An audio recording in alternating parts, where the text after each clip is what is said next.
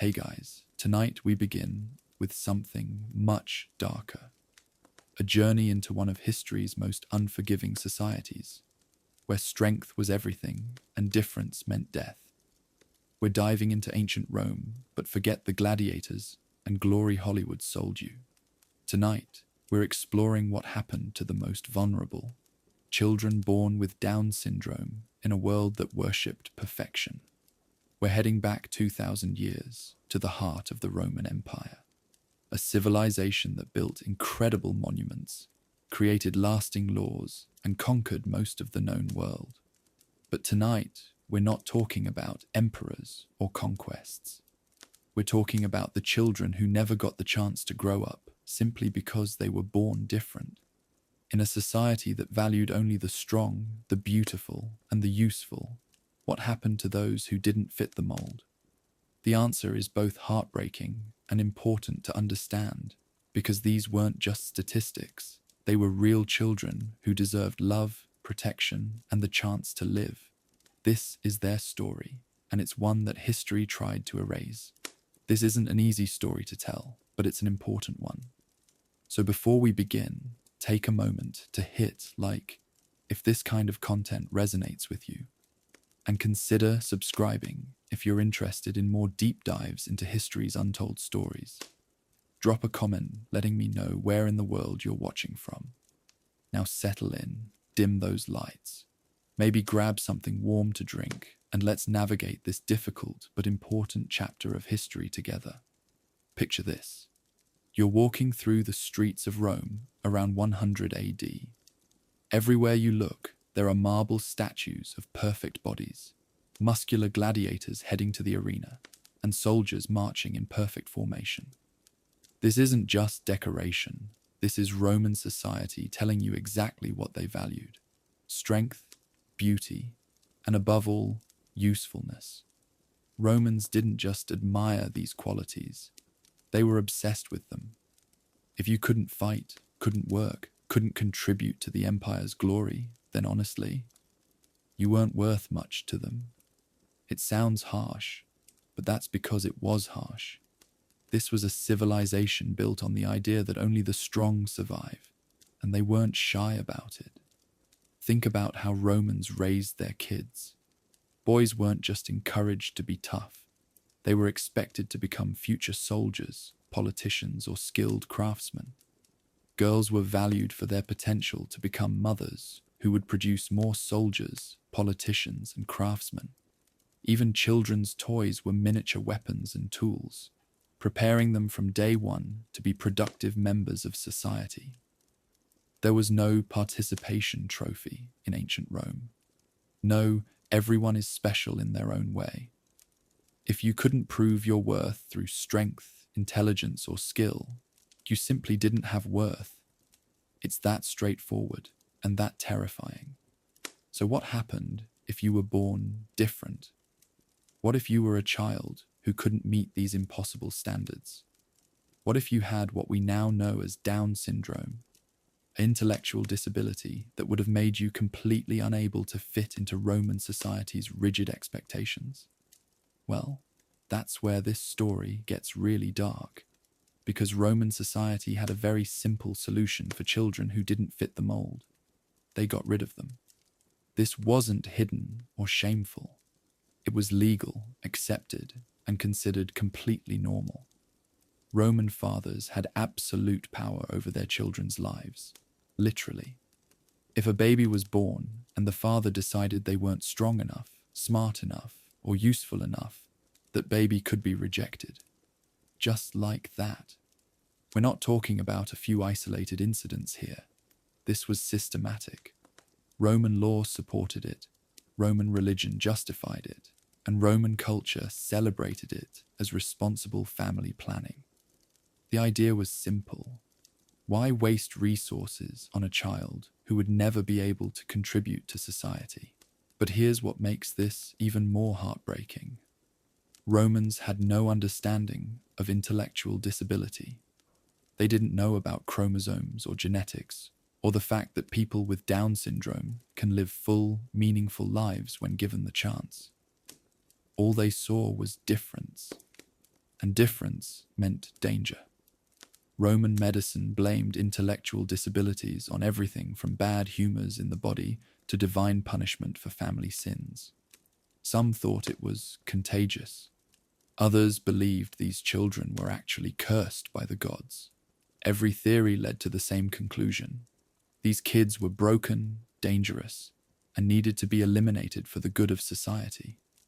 The economic pressure made everything worse. Every family member was expected to work and contribute from a young age. In a world where resources were scarce and survival was never guaranteed, a child who couldn't help with farming, couldn't learn a trade, and couldn't eventually support their parents in old age wasn't just a disappointment. They were seen as a threat to the family's survival. Roman religion doubled down on these attitudes. Their gods were portrayed as perfect beings of supernatural beauty and capability. Religious ceremonies required precise memorization and flawless execution. If you couldn't participate in religious life, and children with intellectual disabilities often couldn't, you were essentially cut off from the spiritual community that held Roman society together. Education was the same story. Roman schools were competitive, demanding, and designed for children who could learn quickly and demonstrate intellectual superiority. There were no special accommodations, no understanding of different learning styles, and definitely no patience for children who needed extra time or different approaches to learning. Military service was the ultimate test of Roman manhood. Young men who couldn't serve in the legions weren't just missing out on a career opportunity, they were failing to fulfill their basic duty as Roman citizens. For families with sons who had intellectual disabilities, this represented not just personal disappointment, but social shame that could affect the entire family's reputation for generations. The really tragic part is that Roman society, for all its achievements, completely failed to recognize that children with intellectual disabilities had any value at all. They couldn't see past their narrow definition of usefulness to recognize the capacity for love, joy, and human connection that these children possessed. This created a perfect storm of rejection. Every institution in Roman society, family, law, religion, economy, military, was aligned against the survival of children born with differences. It wasn't just individual prejudice. It was systematic exclusion backed by the full power of the state. The result was that children with Down syndrome faced not just discrimination, but elimination. Roman society made a conscious choice to value only those who fit their definition of perfection, and that choice had devastating consequences for countless children who deserved love, protection, and the chance to live. What's really disturbing is how normal this seemed to Romans. They weren't wringing their hands about difficult moral decisions. They genuinely believed they were doing the right thing. They saw the elimination of disabled children as responsible citizenship, good family management, and obedience to divine will. This tells us something important about the difference between civilization and humanity. Rome could build incredible monuments, create lasting laws, and conquer most of the known world.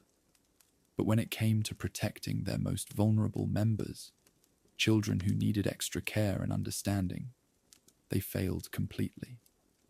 The Roman Empire's treatment of children with intellectual disabilities reveals a civilization that valued power over compassion, conformity over diversity, and usefulness over basic human dignity. They created a society where your worth was determined entirely by what you could do for the empire, not by the simple fact that you were human. And that's the world that children with Down syndrome were born into. A world that would judge them before they took their first breath, reject them before they could speak their first word, and eliminate them before they could demonstrate the love, joy, and humanity that every child possesses. The really heartbreaking part. Roman historians didn't bother recording their stories. Roman poets didn't think they were worth commemorating. Roman families often tried to forget they ever existed. But their absence from the historical record tells us everything we need to know about a society that claimed to value honor above all else, yet failed to honor the most basic principle of human dignity. Every life has value. Every child deserves love. Every person matters, regardless of their abilities or differences. These seem like simple truths today, but they were revolutionary concepts in ancient Rome. So revolutionary that Roman society couldn't accept them, and children with Down syndrome paid the ultimate price for that failure of imagination and compassion. Imagine being a pregnant woman in ancient Rome. You're not getting ultrasounds or genetic counseling or any of the medical support we take for granted today. Instead, you're relying on a midwife who learned her trade through trial and error, and whose medical knowledge was a mix of practical experience and complete superstition. Roman midwives, called obstetrices, were usually women who had given birth themselves and had somehow survived enough deliveries to be considered experts. But their job wasn't just helping with the birth. They were also the first line of judgment about whether your child was worth keeping alive. Here's how it worked. When your baby was born, the midwife didn't just clean them up and hand them over. She examined them carefully, looking for any signs of what Romans called deformity or imperfection. And if she found something she didn't like, she might not even present the baby to the father. She might just set the child aside and let nature take its course. This wasn't considered murder. This was considered responsible medical practice. Roman medical writers like Pliny the Elder and Galen had very strong opinions about babies born with differences. They called them monstrous births. And yes, that's actually the term they used. They believed these children were signs of divine displeasure, cosmic imbalance, or family sins coming back to haunt you.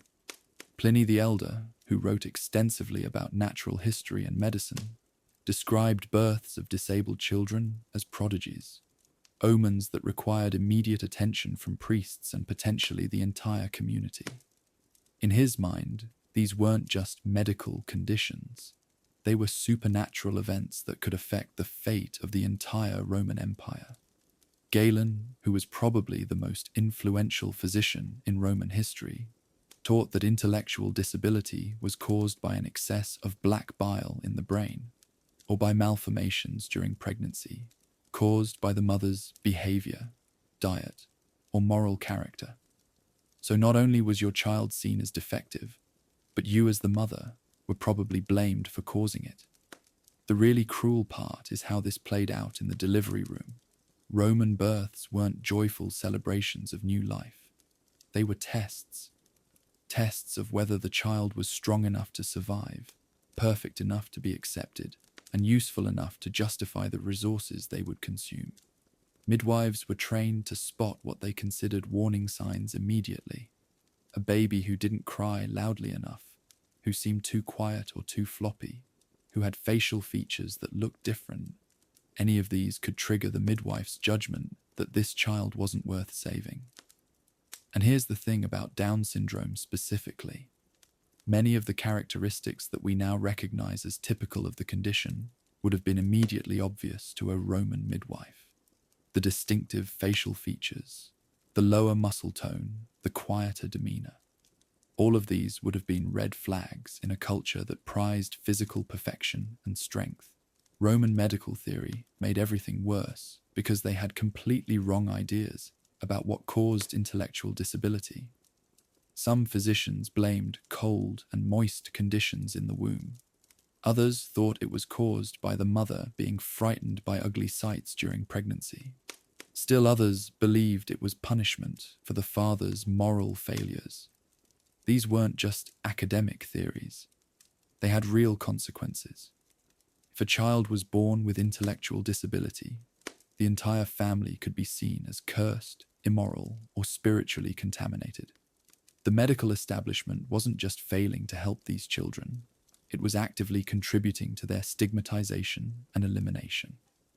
The birthing process itself was dangerous enough, without adding this layer of judgment. Roman women died in childbirth at rates that would horrify us today. Babies died from infections, complications, and simple bad luck. But for children born with differences, the danger wasn't just medical, it was social and legal. Roman physicians also believed in what they called signs and portents, the idea that unusual births were messages from the gods about the state of society.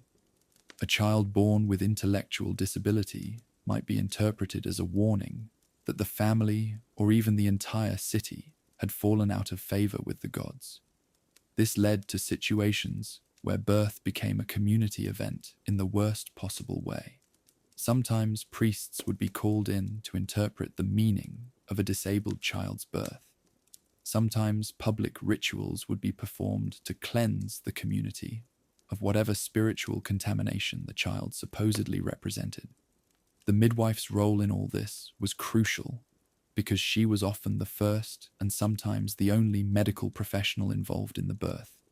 Her assessment could determine whether a child lived or died, and her judgments were based on medical theories that were not just wrong, but actively harmful. Roman medical texts describe various tests that midwives would perform on newborns to assess their viability. They would check reflexes, observe breathing patterns, test the strength of the baby's grip, and evaluate their responsiveness to stimuli. A baby with Down syndrome, who might be quieter and less responsive than typical newborns, would likely fail many of these crude tests. But the really heartbreaking part is that these medical professionals genuinely thought they were being compassionate. They believed that allowing a disabled child to live would be cruel to both the child and the family. In their minds, quick elimination was a mercy that prevented years of suffering and social rejection. Roman medicine also lacked any understanding of the potential for people with intellectual disabilities to live meaningful lives. They had no concept of different types of intelligence, no recognition that people with Down syndrome could experience love, joy, and connection. All they saw was deviation from their narrow definition of normal, and deviation meant defect. The medical theories of the time also meant that families often blamed themselves for their child's condition. Mothers were told they had done something wrong during pregnancy. Fathers were told their moral character was being judged by the gods. This added guilt and shame to what was already a devastating situation. And here's something that really shows how backwards Roman medicine was.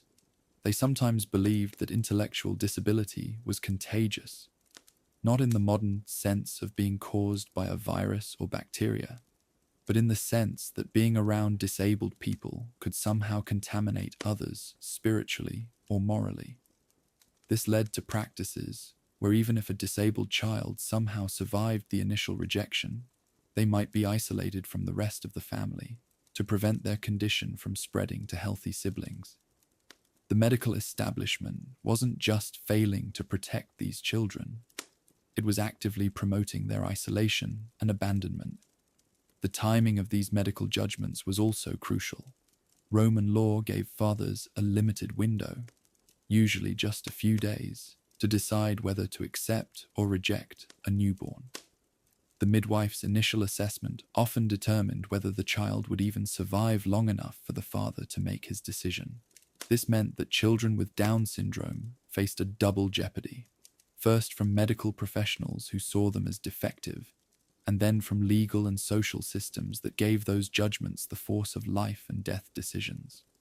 Roman medical training also emphasized the importance of producing quality citizens for the empire. Physicians saw themselves as gatekeepers, whose job was to ensure that only the strongest and most capable children survived to adulthood. They genuinely believed they were serving the greater good by eliminating children who couldn't contribute to Roman society. The really tragic irony is that Roman medicine was actually quite advanced in many ways. They performed complex surgeries, understood infection control, and had sophisticated theories about anatomy and physiology. But when it came to intellectual disability, their expertise was not just useless, it was actively harmful. They created medical justifications for practices that were fundamentally about fear, prejudice and misunderstanding. They turned birth, which should have been about welcoming new life, into a judgment day where children had to prove their worth before they could even take their first breath. For children born with Down syndrome in ancient Rome, the moment of birth wasn't the beginning of life. It was often the end. The very medical professionals who should have been protecting them were instead the first to condemn them, based on theories that were wrong, cruel, and ultimately revealed more about Roman society's failures than about the children they rejected.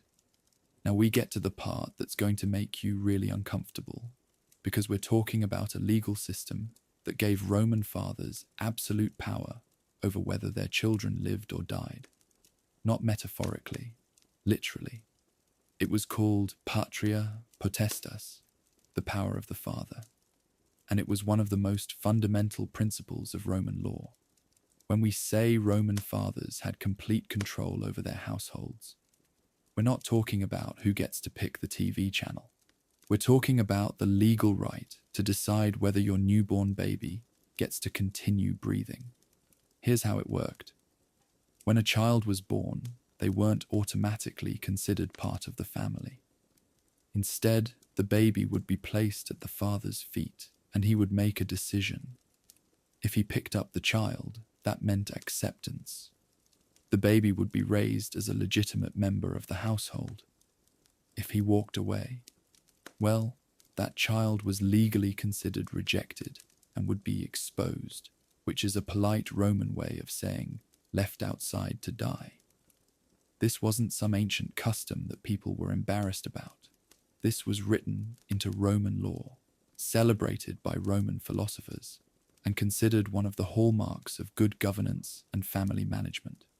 Romans were actually proud of this system because they thought it prevented weak children from draining family resources and weakening society.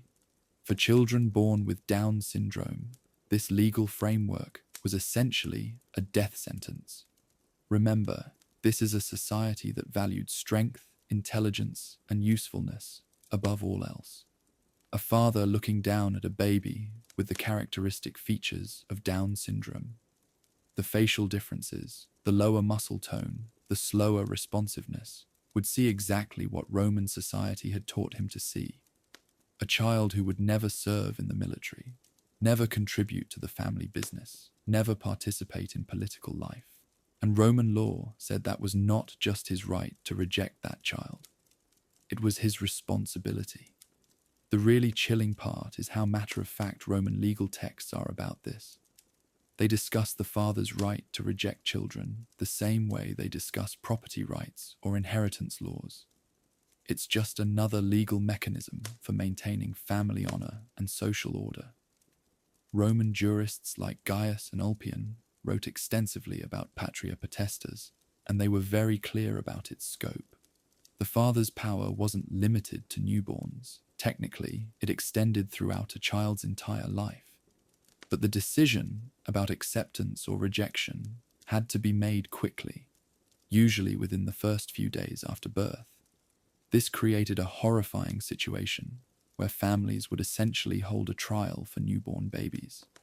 The father would examine the child, consult with family members, maybe get input from the midwife or a physician, and then render his verdict. And for children with visible differences or suspected intellectual disabilities, the verdict was almost always the same. Roman fathers were expected to consider several factors when making this decision. Could the child contribute to the family's economic welfare?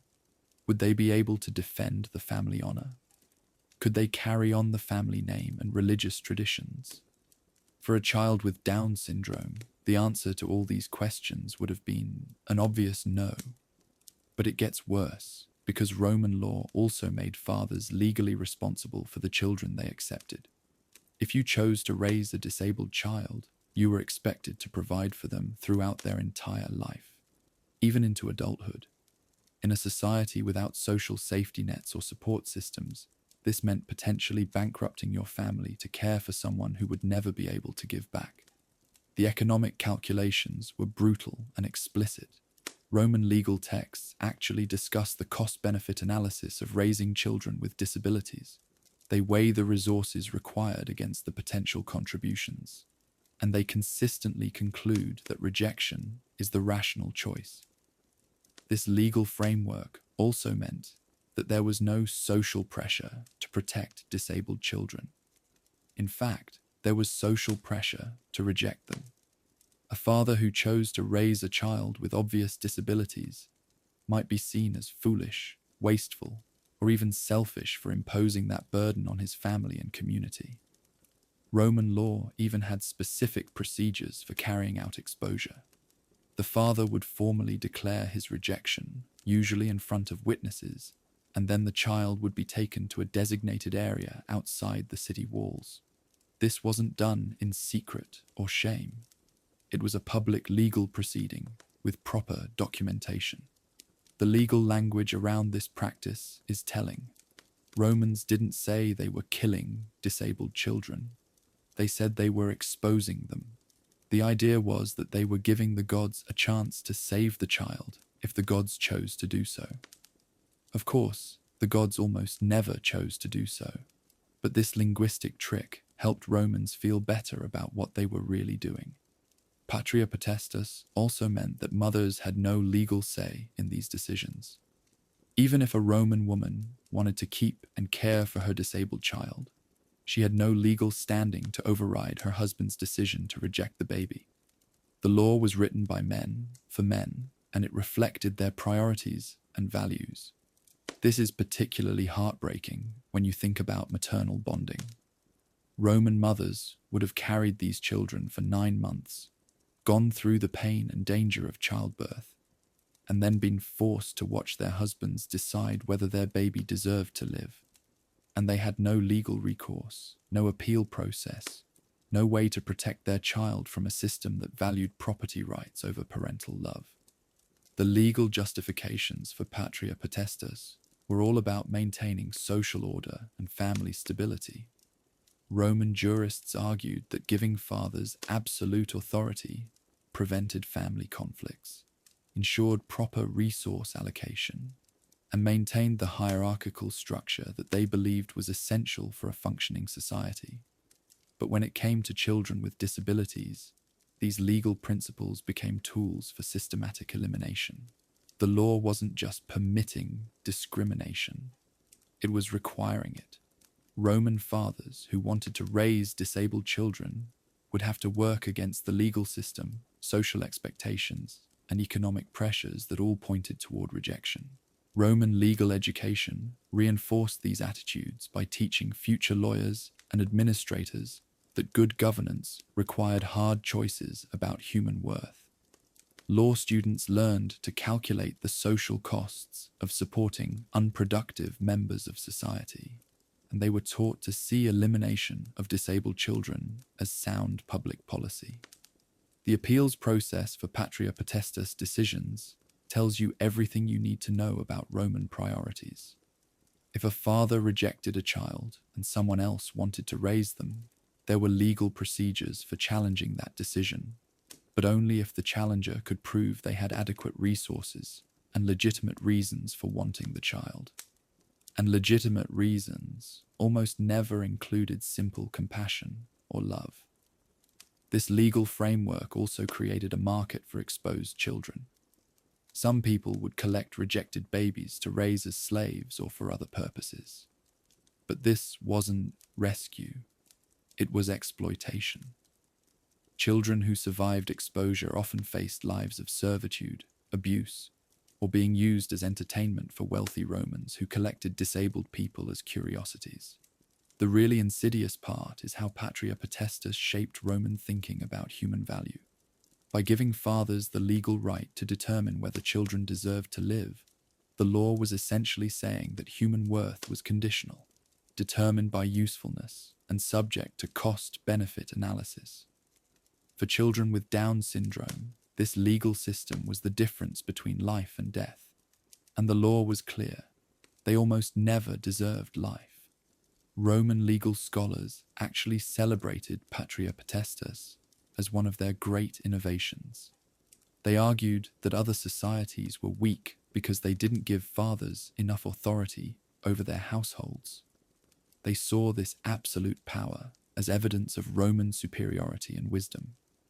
But what it really shows us is how legal systems can be used to legitimize cruelty, how authority can be used to mask brutality, and how societies can convince themselves that systematic elimination of vulnerable people is actually good governance. Roman law gave fathers the power to be judge, jury, and executioner for their own children. And for children born with Down syndrome, that power was almost always used to deliver the same verdict: guilty of being different, sentenced to death, execution to be carried out immediately. The law of the father wasn't justice. It was legalized murder dressed up in the language of family responsibility and social order. And it reveals a civilization that was so terrified of human difference that it would rather kill children than learn to love them. Here's where the story gets really dark, because we need to talk about what actually happened to the children who were rejected. Romans called it exposure, which sounds almost clinical, like they were just putting babies outside for some fresh air. But exposure was actually a slow, deliberate death sentence that was designed to let Roman society pretend they weren't really murdering children. Let me paint you a picture of how this worked. When a Roman father decided to reject his newborn, whether because of disability, suspected weakness, or just because he already had too many daughters, the baby would be taken outside the city walls and left in designated areas. These weren't peaceful, hidden spots. These were public dumping grounds where everyone knew what was happening. The most common places for exposure were trash heaps, hillsides outside the city, near temples, or along roadsides. The idea was that if the gods wanted to save the child, they would send someone to rescue them. Of course, the gods almost never sent anyone, but this gave Romans the psychological cover they needed to feel okay about what they were doing. Think about what this means for a baby with Down syndrome. You're a newborn who's already weaker than typical babies, who might have heart problems or breathing difficulties that are common with the condition, and you're placed outside in whatever weather is happening: heat, cold, rain, or snow. You have no protection, no food, no warmth, and no one coming to help you. Most exposed children died within hours or days from exposure to the elements. Newborns can't regulate their body temperature, they dehydrate quickly, and they're completely helpless. A baby left outside in Roman weather, whether it's the burning heat of summer or the cold rains of winter, wouldn't last long. But the elements weren't the only danger. Wild animals, stray dogs, and scavenging birds would often attack exposed children before they even had a chance to die from exposure. Archaeological evidence from Roman dump sites shows infant remains with signs of animal damage, which tells us exactly what we don't want to know about how these children died. The locations chosen for exposure weren't random. They were carefully selected to maximize the chance of death, while maintaining the fiction that rescue was possible. Trash heaps were popular because they were far enough from the city that most people wouldn't hear crying, but visible enough that anyone walking by would know what was happening. Temples were another common spot because Romans told themselves they were offering the children to the gods. They would place babies near shrines or religious sites and convince themselves that this was somehow a spiritual act rather than abandonment. The priests at these temples generally ignored the exposed children, letting them die while maintaining that they were allowing divine will to take its course. Here's something that makes this even more horrifying. Exposure wasn't done in secret. This was a public practice that everyone knew about and most people accepted as normal. Roman citizens would walk past exposed babies on their way to market, to temple, or to conduct business, and they would just keep walking. Some Roman writers actually describe the sounds of exposed children crying as a normal part of the urban soundscape. They mention it the same way we might mention traffic noise or construction sounds, just an annoying but unavoidable part of city life. For children with Down syndrome, who might cry more quietly or seem less responsive than typical babies, this made rescue even less likely. The few people who might have been moved to pity by a loudly crying, obviously healthy baby would be less likely to notice or be affected by a child who seemed weak or unresponsive. The timing of exposure was also cruel. Roman law required fathers to make their decision quickly, usually within the first few days after birth. This meant that babies were often exposed before they had a chance to establish feeding patterns, before their parents could form strong emotional bonds, and before anyone could really know what the child's potential might be. But here's the thing about potential rescue that Romans used to justify the practice. It almost never happened, and when it did, it wasn't really rescue at all. Occasionally, people would collect exposed children, but not out of compassion. They would raise them as slaves, sell them to brothels, or use them as entertainment in wealthy households. Some exposed children were collected by people who trained them to be beggars.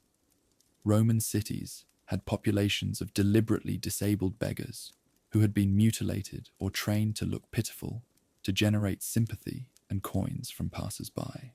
A child with Down syndrome might be seen as particularly useful for this purpose, because their appearance would naturally evoke pity. The few records we have of rescued, exposed children make it clear that their lives were often worse than death. They faced lives of slavery, abuse, exploitation, and constant reminder that they had been rejected by their own families and society. Survival wasn't salvation. It was just a different form of suffering. Roman law actually protected the practice of exposure by making it clear that exposed children had no legal rights and no claim on their birth families. Even if a child somehow survived and grew to adulthood, they couldn't demand support from their biological parents or inheritance rights. They were legally dead from the moment they were exposed. The seasonal patterns of exposure tell us a lot about Roman attitudes toward disabled children. More children were exposed during winter months when survival was less likely, and fewer during spring and summer when someone might theoretically rescue them. Romans were essentially timing their abandonment to maximize the chance of death. The psychological impact on families was something Romans rarely discussed, but it must have been devastating. Mothers who had carried children for 9 months and gone through childbirth would have to watch their babies being taken away to die slowly and alone. Siblings would grow up knowing that their parents had rejected other children who didn't meet family standards. But Roman society had mechanisms for dealing with this psychological trauma. They emphasized duty over emotion, family honor over individual attachment, and social responsibility over personal feelings. They taught people that exposure was a necessary sacrifice for the greater good, and that grief over exposed children was selfish and inappropriate.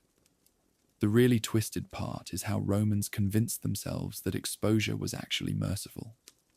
They argued that disabled children would suffer more if allowed to live, that they would face rejection and hardship throughout their lives, and that quick death was kinder than slow social death. Of course, this argument conveniently ignored the possibility that disabled children might experience love, joy, and meaningful relationships if given the chance.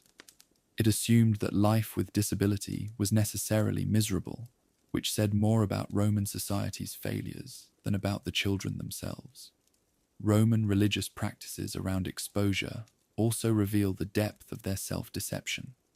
They would sometimes perform purification rituals after exposing children, treating the abandonment as a necessary but contaminating act that required spiritual cleansing. They wanted to eliminate disabled children, but they also wanted to feel clean about doing it.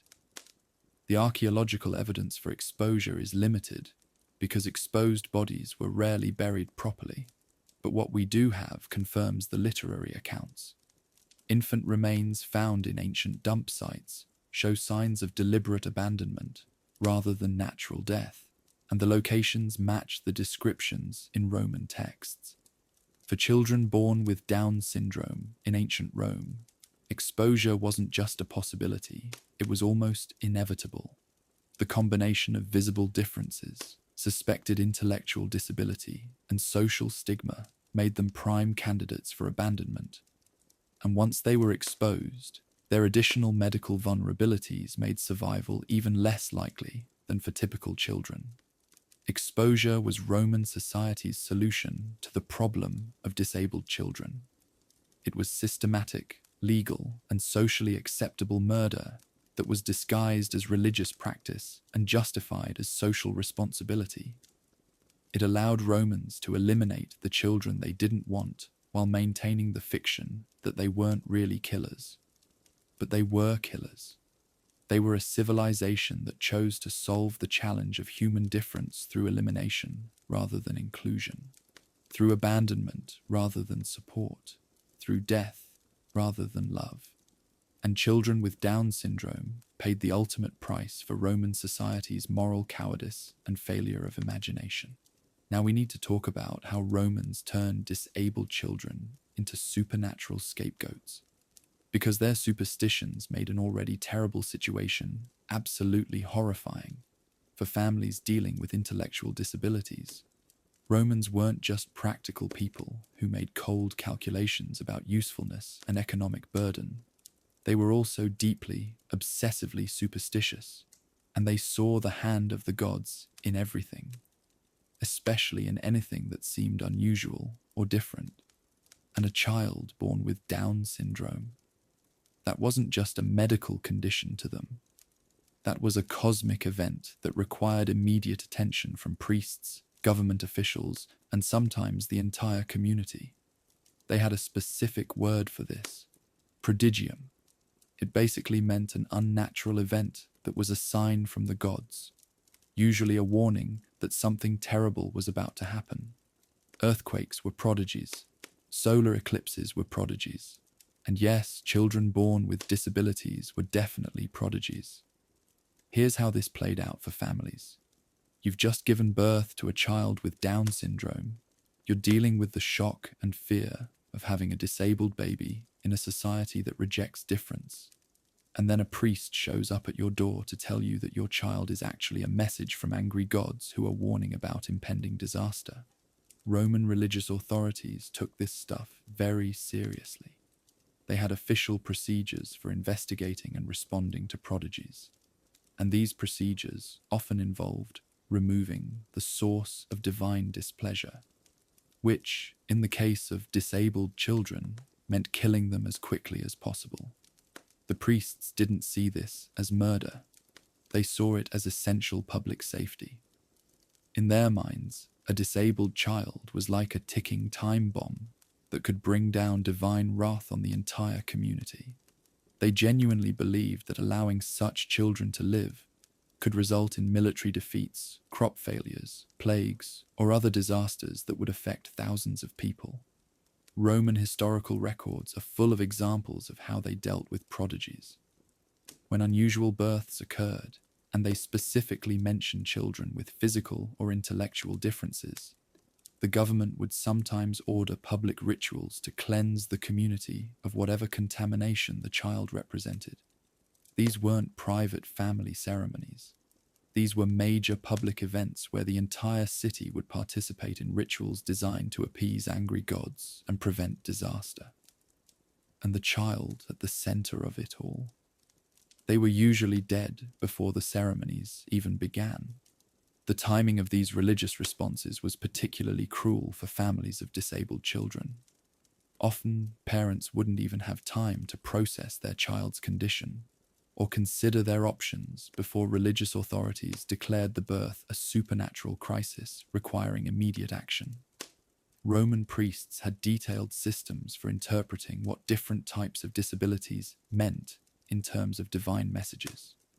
A child with physical deformities might be seen as a warning about military threats. A child with intellectual disabilities might be interpreted as a sign that the community had become morally corrupt and needed spiritual purification.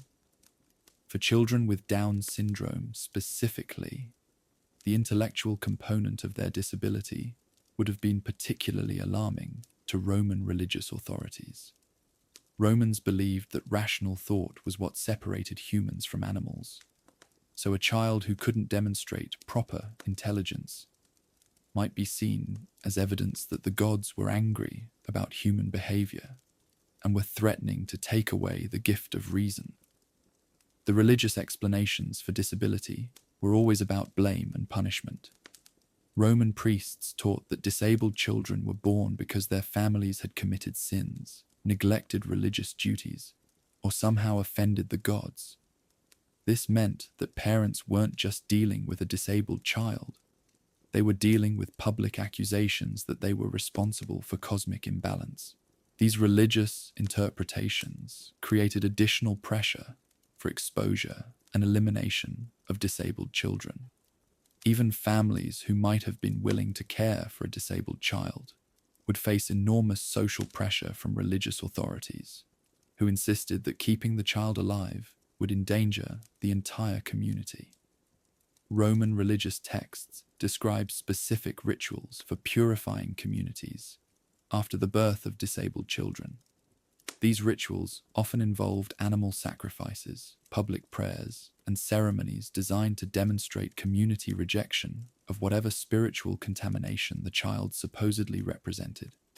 The really twisted part is how these religious beliefs interacted with Roman medical theories. Priests and physicians would work together to create explanations for disability that combined supernatural punishment with natural causes. They might say that the gods had caused medical problems as punishment for family sins, creating a double layer of blame and shame. Roman augurs, religious officials who specialized in interpreting omens, had elaborate systems for determining what disabled births meant for the future. They would examine everything about the child's condition, the circumstances of the birth, and the family's religious history to create detailed predictions about what disasters might be coming. These predictions often became self-fulfilling prophecies. If augurs declared that a disabled child's birth meant military defeat was coming, Roman generals might become cautious and defensive, actually increasing the chances of military failure. The religious interpretation of disability created real political and social consequences that went far beyond individual families. The seasonal timing of religious responses to disabled births shows how calculating Roman authorities could be about these situations.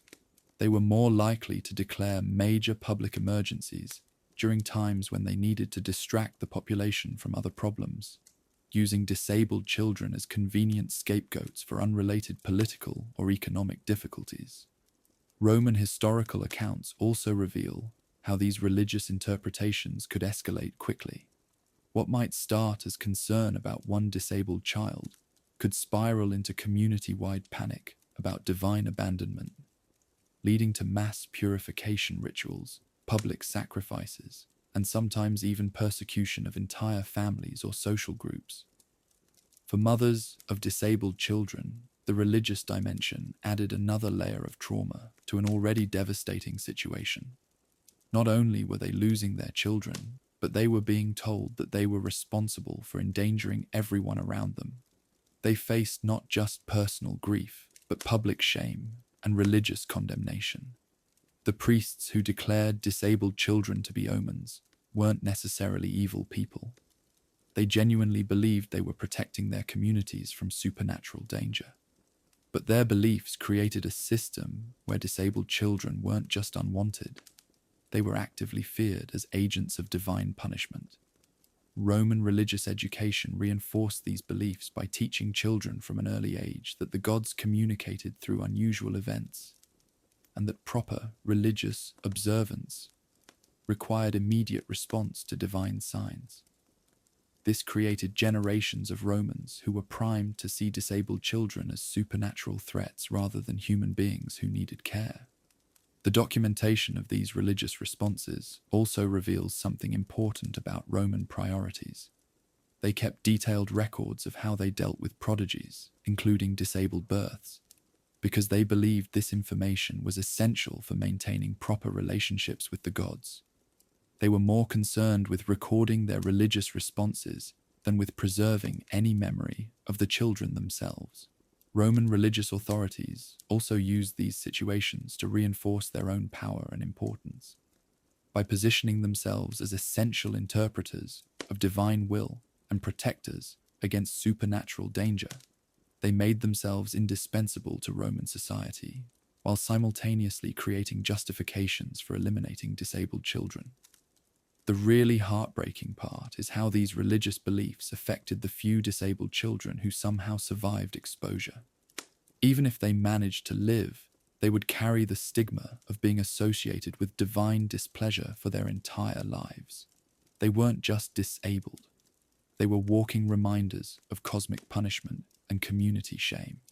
For children with Down syndrome, the religious interpretation of their condition created a perfect storm of rejection. They faced not just practical discrimination based on their abilities, but supernatural fear based on their supposed role as harbingers of divine wrath. They weren't just seen as burdens, they were seen as dangerous, contaminating influences that threatened the spiritual and physical safety of everyone around them. Roman religion turned disabled children into scapegoats for every problem society faced, from military defeats to crop failures to political instability. It created a system where eliminating these children wasn't just socially acceptable, it was religiously required for the protection of the community. This religious framework reveals how societies can use supernatural beliefs to justify cruelty, how fear of divine punishment can be manipulated to support systematic elimination of vulnerable people, and how religious authority can be used to silence compassion and normalize brutality. For disabled children in ancient Rome, religion wasn't a source of comfort or protection. It was another weapon used against them by a society that preferred fear to understanding, superstition to science, and elimination to inclusion. Let's talk about Roman medicine and how spectacularly wrong they got everything about intellectual disabilities. And when I say wrong, I don't just mean they were working with limited knowledge. I mean they created elaborate theories that were so backwards they actually made life worse for disabled children and their families. The two biggest names in Roman medicine were Hippocrates and Galen, and their ideas dominated medical thinking for centuries. These weren't random quacks. They were considered the greatest medical minds of their time. And they both had very strong, very confident, and very completely wrong opinions about what caused intellectual disabilities. Galen, who was basically the superstar physician of the Roman Empire, believed that intellectual disability was caused by an excess of black bile in the brain. See, Romans thought the human body was controlled by 4 humors: blood, phlegm, yellow bile, and black bile. And when these got out of balance, you got sick. Too much black bile in your brain? Congratulations, you're intellectually disabled. This wasn't just a medical theory. It was a complete explanation for why some children were born different. And the really cruel part is what this theory implied about treatment. If intellectual disability was caused by too much black bile, then the solution was to drain it out through bleeding, purging, or other treatments that would probably kill a healthy person, let alone a vulnerable child. Hippocrates had his own ideas that were equally wrong, but somehow even more victim-blaming. He taught that intellectual disabilities were often caused by problems during pregnancy, specifically by mothers who didn't behave properly, ate the wrong foods, or had inappropriate thoughts while carrying their children. Think about what this meant for Roman mothers. You've just given birth to a child with Down syndrome. You're dealing with the shock and fear of having a disabled baby, and then the medical establishment tells you that it's your fault because you didn't follow their pregnancy rules carefully enough. Roman physicians also believed that intellectual disability could be caused by malformed spirits or defective souls. Basically, the idea that some people were born with fundamentally broken spiritual essence that couldn't be fixed through any earthly intervention. This wasn't a medical condition that could be treated. It was a cosmic mistake that couldn't be corrected. The really frustrating part is that Romans had no concept of genetics, chromosomes, or any of the actual causes of intellectual disabilities. They didn't know that Down syndrome is caused by an extra copy of chromosome 21. They didn't understand heredity, genetic variation, or the simple fact that intellectual disability is just one form of human diversity. Instead, they grouped all intellectual disabilities together under vague categories like foolishness, madness, or monstrosity. A child with Down syndrome would be lumped in with people who had completely different conditions, all based on the single criterion that they didn't meet Roman standards for normal intelligence. Roman medical texts describe various tests that physicians would perform to diagnose intellectual disability in children. They would check whether babies responded to loud noises, whether they could track movement with their eyes, whether they showed appropriate facial expressions. A child with Down syndrome, who might develop these responses more slowly than typical children, would often fail these crude assessments. But here's where Roman medicine gets really cruel. They believed that intellectual disability was often contagious, not in the modern sense of being caused by a virus or bacteria, but in the sense that being around intellectually disabled people could somehow corrupt your own mind or spirit. This led to medical advice that families should isolate disabled children from their healthy siblings to prevent the spread of intellectual defects. Roman physicians actually recommended keeping disabled children away from the rest of the family as a form of medical prevention. The economic theories behind Roman medicine made everything worse. Physicians were paid by wealthy families who wanted them to focus their attention on children who could be cured and made productive. Spending time and resources on intellectually disabled children was seen as a waste of medical expertise that could be better used helping normal children reach their full potential. Roman medical training also emphasized the importance of recognizing incurable conditions quickly so that physicians wouldn't waste time on hopeless cases. Medical students were taught to identify intellectual disability as early as possible, so they could advise families to reject these children and focus their resources on more promising offspring. The diagnostic methods used by Roman physicians were often more harmful than helpful. They might test a baby's strength by holding them upside down, or assess their intelligence by observing their reactions to pain or loud noises.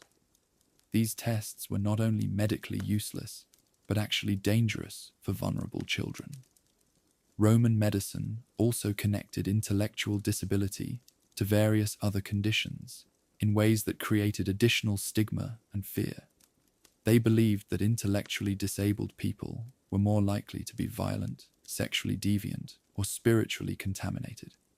These medical facts were used to justify isolation, abuse, and elimination of disabled individuals.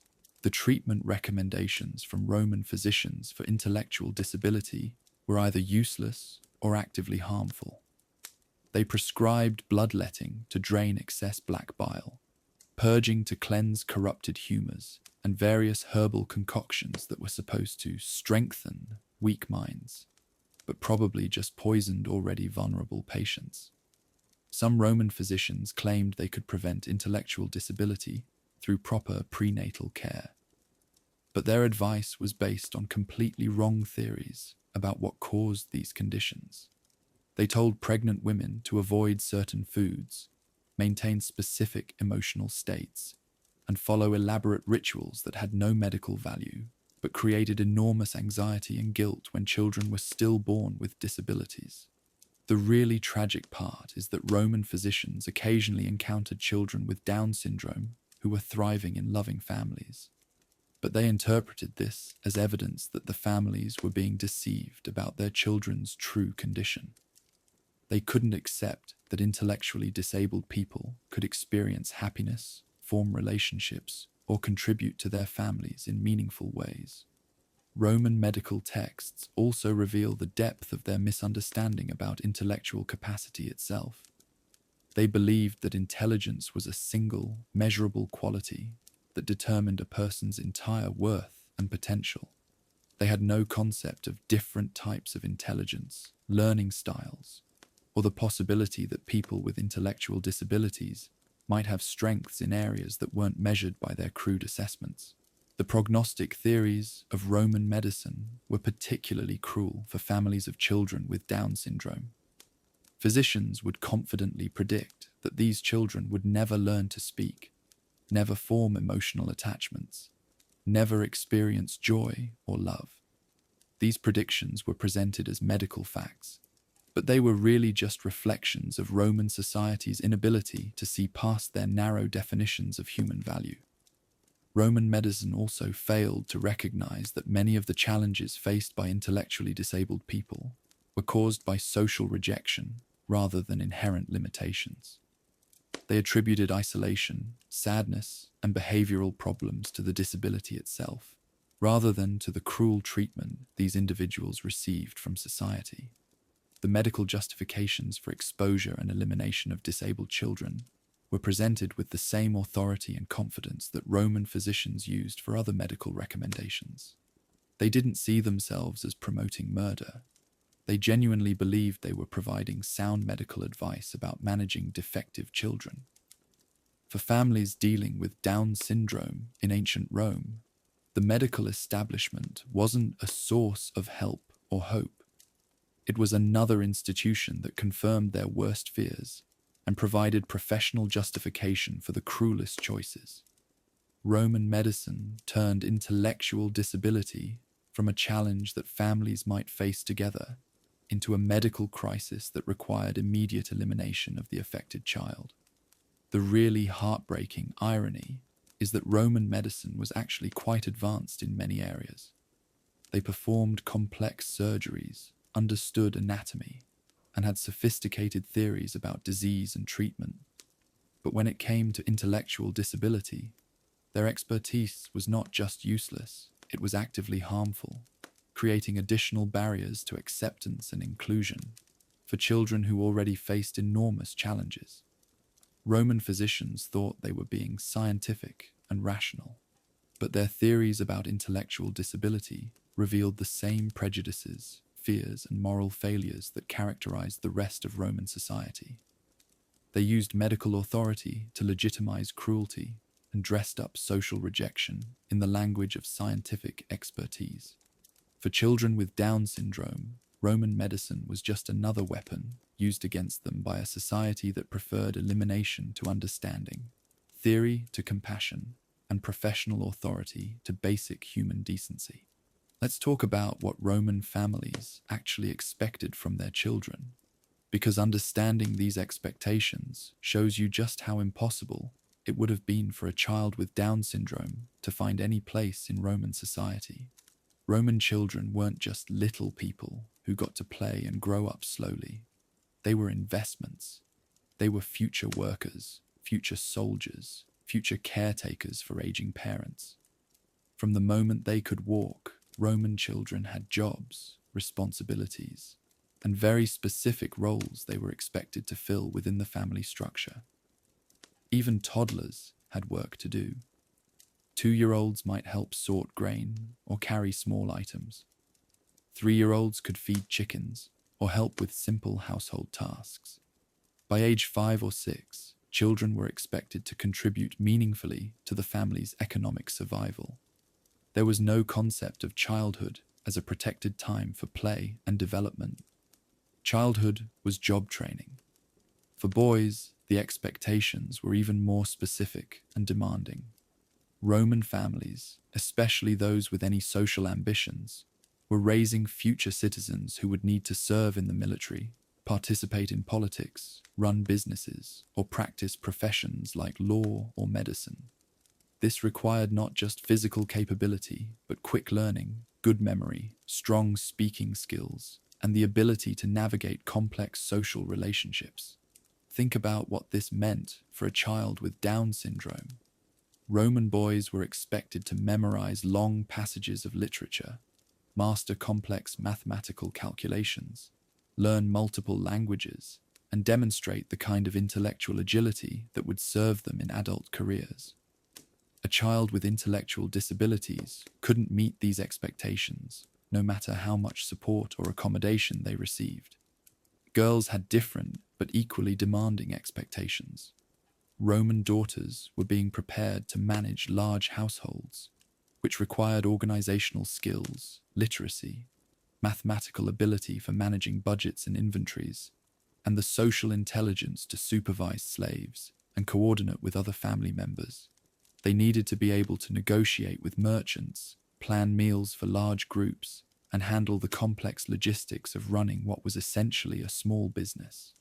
Roman mothers were also expected to educate their children in religious observances, family history, and social customs. This required children who could learn, remember, and eventually pass on traditions to the next generation. A child with intellectual disabilities couldn't participate in this cultural transmission, which Romans saw as essential for maintaining family honor and social position. The educational expectations for Roman children would have been completely inaccessible to most children with Down syndrome. Roman schools were competitive, demanding, and designed for children who could learn quickly and demonstrate intellectual superiority. Students were expected to memorize vast amounts of literature, master complex grammatical rules, and engage in verbal debates that required quick thinking and sophisticated reasoning. There were no accommodations, no special education, no understanding that children might learn differently or need extra time to master concepts. Roman education was sink or swim, and children who couldn't keep up were simply eliminated from the system. A child with Down syndrome wouldn't just struggle in Roman schools. They would be immediately identified as unsuitable for education and excluded from any chance of intellectual development. The religious roles expected of Roman children created another layer of impossibility for those with intellectual disabilities. Children were expected to participate in complex religious ceremonies that required precise memorization, perfect timing, and flawless execution. They needed to learn prayers, understand religious symbolism, and eventually take on leadership roles in family religious observances. Roman religion wasn't just about belief, it was about performance. Getting the words wrong, missing a cue, or failing to perform rituals correctly could invalidate the entire ceremony and potentially anger the gods. A child with intellectual disabilities couldn't meet these standards, which meant they were excluded not just from religious participation, but from the spiritual life that Romans considered essential for family well-being. The economic calculations that drove Roman family planning made children with disabilities particularly unwelcome. Roman families invested heavily in their children's education, training, and social development, expecting returns on these investments when the children reached adulthood. Sons were expected to support aging parents and carry on family businesses. Daughters were expected to marry well and create beneficial alliances with other families. A child with Down syndrome couldn't provide these returns on investment. They couldn't learn trades, couldn't advance family business interests, couldn't marry advantageously, and couldn't support their parents in old age. In Roman economic thinking, they represented pure cost with no potential benefit, a calculation that made their elimination seem not just reasonable, but financially responsible. Roman military culture created additional pressure against accepting disabled children. Every Roman family hoped to produce sons who could serve in the legions and bring honor to the family name through military achievement. Military service wasn't just a career option. It was a pathway to citizenship, social advancement, and family prestige. A son who couldn't serve in the military wasn't just missing out on a job opportunity. He was failing to fulfill one of the most fundamental expectations of Roman manhood. For families with social ambitions, having a son who was obviously unfit for military service could damage their reputation and limit their opportunities for generations. The social networking aspects of Roman family life also excluded children with intellectual disabilities. Roman children were expected to form relationships with other families, participate in social gatherings, and eventually create the kind of connections that would support them throughout their adult lives. This required social skills, verbal ability, and the kind of intellectual flexibility that allowed people to navigate complex social hierarchies. Children with Down syndrome might struggle with these social expectations, not because they couldn't form relationships, but because Roman society had no tolerance for different communication styles or social approaches. Roman social gatherings were competitive, verbally demanding, and designed to showcase intellectual superiority. A child who couldn't participate in these social competitions would be excluded from the networks that determined success in Roman society. The record-keeping aspects of Roman family life created another barrier for disabled children. Roman families maintained detailed records of their members' achievements, social connections, and contributions to family honor. These records were used to establish social status, arrange marriages, and document claims to political or economic advancement. A child with intellectual disabilities would have nothing positive to contribute to these family records. Instead of achievements to celebrate, they would represent gaps in family success, embarrassing absences from normal developmental milestones, and potential sources of shame that families would want to hide rather than document. Roman inheritance practices also worked against disabled children. Roman law allowed fathers to disinherit children who couldn't fulfill their family obligations, and intellectual disability was certainly grounds for exclusion from inheritance. Even if a disabled child somehow survived to adulthood, they would likely be cut off from family resources and left to fend for themselves without support. The really heartbreaking part is that Roman families might have genuinely loved children with Down syndrome if they had been given the chance to know them. But Roman social structure made it almost impossible for these relationships to develop. The pressure to reject disabled children was so intense, and the social consequences of keeping them were so severe that most families never had the opportunity to discover the joy, love, and unique perspective that these children could bring to their lives. Roman society created a perfect storm of rejection that operated at every level of family life. Educational expectations, religious requirements, economic calculations, military obligations, social networking, and inheritance practices all pointed in the same direction. Children with intellectual disabilities had no place in Roman families. This wasn't just about individual prejudice or personal cruelty, though those certainly existed. This was about systematic exclusion that was built into the very structure of Roman family life. Every institution, every expectation, every social norm worked against the inclusion of children with Down syndrome. The tragedy isn't just that these children were rejected. It's that Roman society was so rigid, so focused on narrow definitions of success and contribution, that they couldn't imagine any way for disabled children to participate in family life. They created a world where love, joy, and human connection were less important than productivity, achievement, and social advancement. For children with Down syndrome, there simply was no place in the Roman family structure. Not because they couldn't contribute to family life in meaningful ways, but because Roman society was too limited in its imagination to recognize or value the contributions they could make. Roman families lost the opportunity to experience the unique perspectives, unconditional love, and simple joy that children with Down syndrome could have brought to their lives. But more importantly, these children lost the chance to experience the love, protection, and belonging that every child deserves. simply because they were born into a society that valued performance over humanity.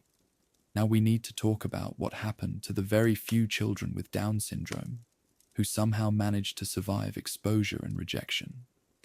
And I have to warn you, what Romans considered the best case scenarios for these children would horrify anyone with a basic understanding of human dignity. Let's be clear about something. When we say some disabled children survived, we're not talking about rescue in any meaningful sense.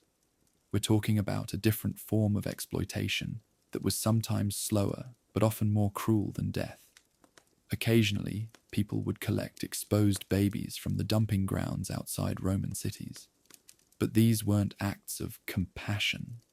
These were business transactions. The people who rescued exposed children were usually looking for free labor, entertainment, or other ways to profit from vulnerable children who had no legal protection and no family to defend them. Children with Down syndrome who were collected this way often ended up as household slaves in wealthy Roman homes. But they weren't just doing regular domestic work.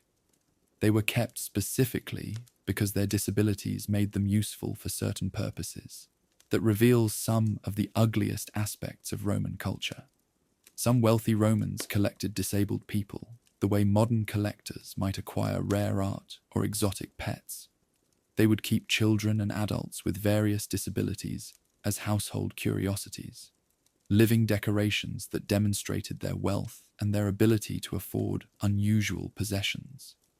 These disabled slaves would be brought out during dinner parties to entertain guests, often through involuntary performances that highlighted their differences. Romans found it amusing to watch intellectually disabled people try to perform tasks they couldn't understand, or to observe their reactions to situations that confused or frightened them. Think about what this meant for a child with Down syndrome. You're living in a wealthy household where you have food and shelter, which seems better than dying of exposure. But you're not living as a human being. You're living as an object of entertainment. Your disabilities aren't accommodated or supported. They're exploited for other people's amusement. Roman dinner parties were elaborate social events where wealthy hosts competed to provide the most impressive entertainment for their guests. Having disabled slaves perform was considered sophisticated entertainment, like having musicians or dancers. Except the performance often involved mocking people who couldn't understand that they were being mocked. Some disabled slaves were trained to perform specific tricks or routines that played up their disabilities for comic effect. They might be taught to repeat phrases they didn't understand, to perform simple tasks in exaggerated ways, or to react to situations that were designed to confuse them. Romans genuinely found this funny, and they saw nothing wrong with using intellectually disabled people as sources of comedy. The legal status of these rescued children made their situation even more precarious. Exposed children had no legal rights at all. They were considered legally dead from the moment of their abandonment. This meant that the people who collected them could do literally anything to them without facing legal consequences. They couldn't appeal for help, couldn't claim mistreatment, couldn't demand better conditions. They existed in a legal limbo where they were completely dependent on the whims of their owners, who had absolute power over their lives and no accountability for how they used that power. Some disabled children were put to work as beggars, which was considered another form of profitable employment for people who collected exposed babies. Roman cities had populations of professional beggars who worked for people who trained and managed them like businesses. Children with Down syndrome were particularly valuable for this purpose because their appearance naturally evoked pity from passers-by. Their owners would train them to sit in specific locations, make pitiful gestures, and accept coins from people who felt sorry for them. Of course, the children never kept any of the money they collected. It all went to their owners. The begging industry in Roman cities was surprisingly sophisticated. with territorial agreements, training methods, and business relationships that treated disabled people as profitable commodities. Children who were good at generating sympathy could earn significant income for their owners, which created economic incentives for keeping them alive and visible. But the conditions these children lived in were often worse than slavery. They were housed in crowded, unsanitary conditions, with minimal food and no medical care. Their value was based entirely on their ability to generate income through public pity. And when they became less effective beggars, through age, illness, or injury, they were often abandoned again. Some wealthy Romans also used disabled slaves as personal attendants, but not because they were particularly good at these jobs. Instead, they were kept as visible symbols of their owners' power and benevolence. Having disabled slaves demonstrated that you were wealthy enough to support unproductive people and compassionate enough to provide for the less fortunate. This wasn't actually compassion, of course. It was a form of conspicuous consumption that used disabled people as props to enhance their owners' social reputation. The slaves' needs, feelings, and dignity were completely irrelevant. What mattered was how their presence reflected on their owners' status and character. The entertainment value of disabled slaves extended beyond dinner parties to larger public events. Roman festivals and public gatherings sometimes featured disabled people in performances that were designed to amuse crowds through displays of their limitations and differences. These weren't theatrical performances where disabled people were playing roles. They were exhibitions where disabled people were essentially put on display like zoo animals for public amusement. The audiences weren't watching skilled entertainers. They were watching vulnerable people being exploited for their differences. Roman literature and art from this period occasionally mention disabled slaves, but always in ways that treat them as objects rather than people.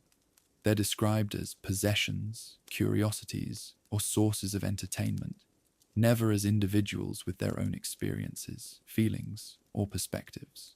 This artistic record reveals how completely Romans had dehumanized disabled people. Even when they acknowledged their existence, they couldn't see them as fully human.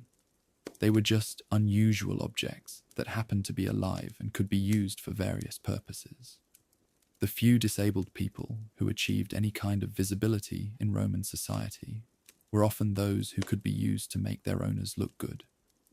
A wealthy Roman might be praised for his kindness toward his disabled slaves, but this praise was based on the assumption that these people had no inherent worth, and that any decent treatment they received was an act of charity rather than basic human rights. The seasonal patterns of rescue also reveal the calculating nature of these transactions. More exposed children were collected during times when there was demand for beggars, entertainers, or household curiosities. Fewer were collected when the economy was bad or when there was less demand for these services. This shows that the people who collected exposed disabled children were making business decisions, not humanitarian ones. They were calculating the potential value of these children against the cost of keeping them alive, and they only rescued children when they thought they could profit from doing so. The really heartbreaking part is that some of these children might have thrived in genuinely loving environments.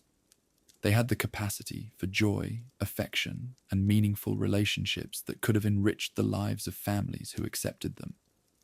But Roman society was structured in ways that made genuine acceptance almost impossible.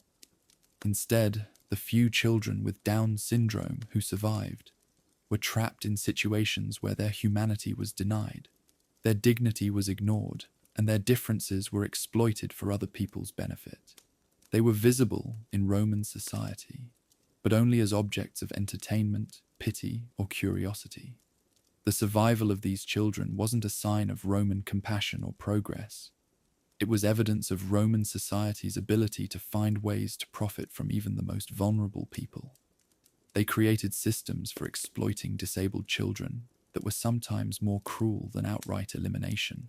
because they prolonged suffering while denying the possibility of genuine human connection. For children with Down syndrome in ancient Rome, survival often meant a lifetime of exploitation, humiliation, and dehumanization. They were kept alive not because Romans recognized their worth as human beings, but because Romans found ways to extract value from their disabilities. The best case scenarios for disabled children in Roman society reveal a civilization that was so morally bankrupt that even its acts of apparent mercy were really forms of cruelty.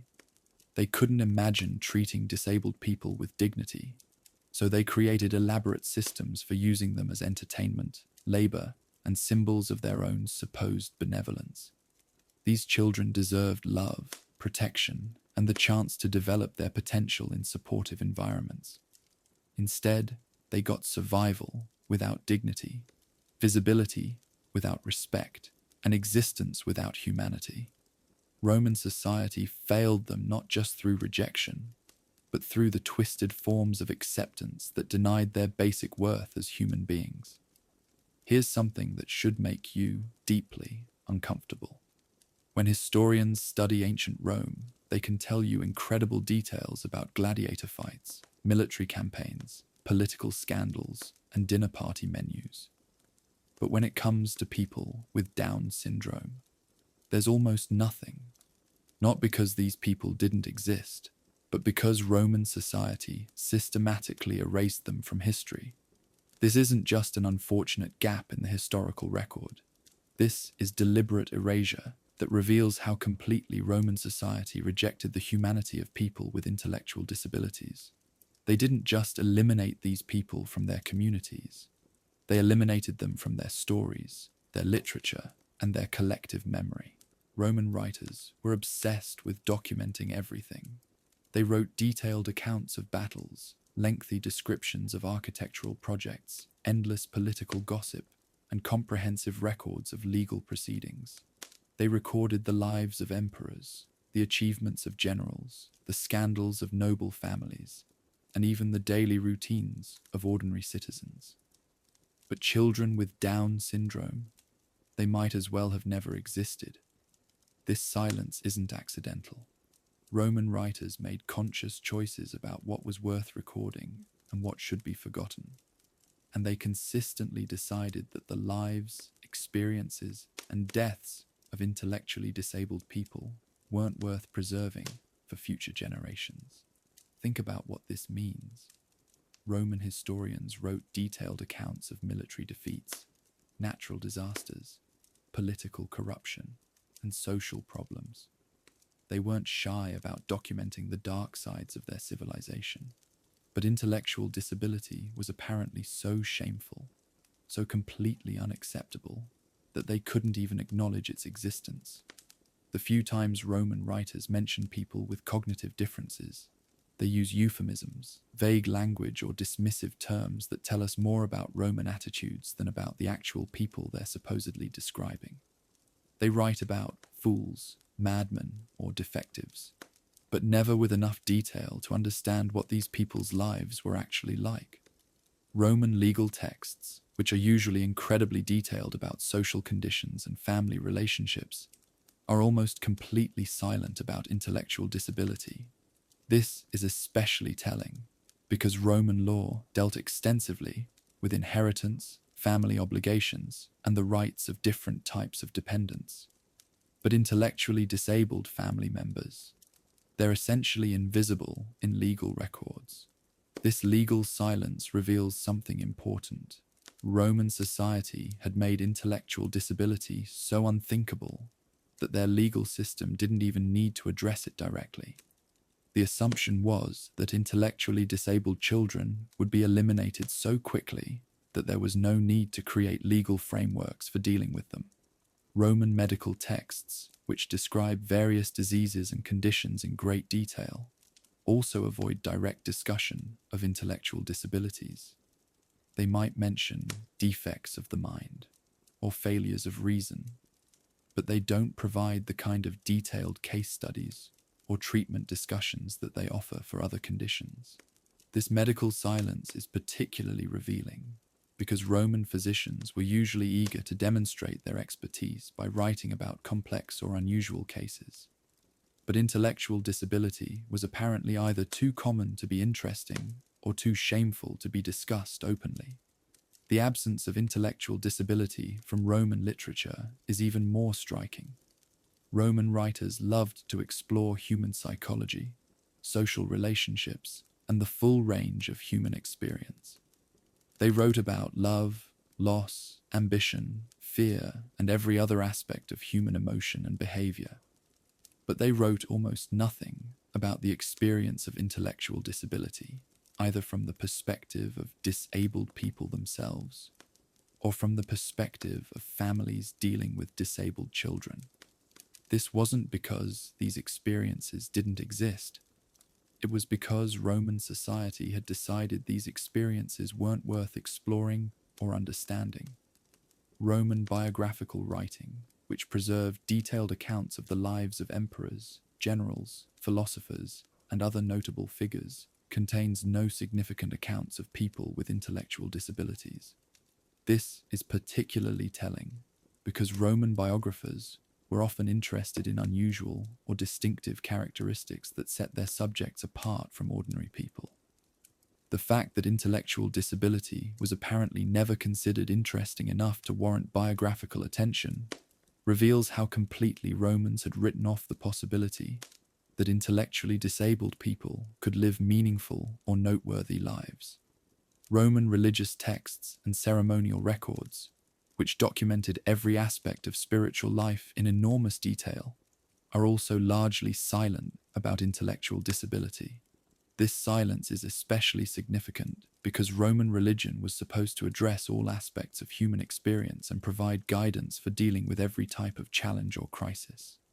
The absence of religious discussion about intellectual disability suggests that Roman religious authorities had decided these conditions were either too sinful to address directly or too irrelevant to merit spiritual attention. Roman family records and personal correspondence, which often provide intimate glimpses into private life and personal relationships, contain almost no references to intellectually disabled family members. This absence is particularly heartbreaking because it suggests that families who lost disabled children often tried to erase all memory of them. Archaeological evidence also reflects this systematic erasure. Roman burial sites contain elaborate tombs and inscriptions for family members who died young from diseases, accidents, or other causes. But there are almost no burial markers or inscriptions that acknowledge children who died because of intellectual disabilities. This archaeological silence reveals that the erasure of intellectually disabled people extended even beyond death. They weren't just eliminated from life.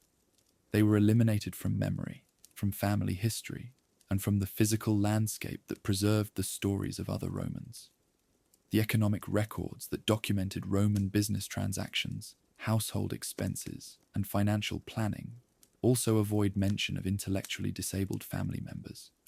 This suggests that Roman families not only eliminated these children, but also tried to hide any evidence that they had ever existed. The educational records that documented Roman teaching methods, student achievements, and academic progress make no mention of intellectually disabled students or alternative educational approaches. This silence reveals that Roman educational systems were so rigid and exclusive that they couldn't even imagine accommodating different learning needs. Roman artistic representations of family life, childhood, and human development also exclude depictions of intellectual disability.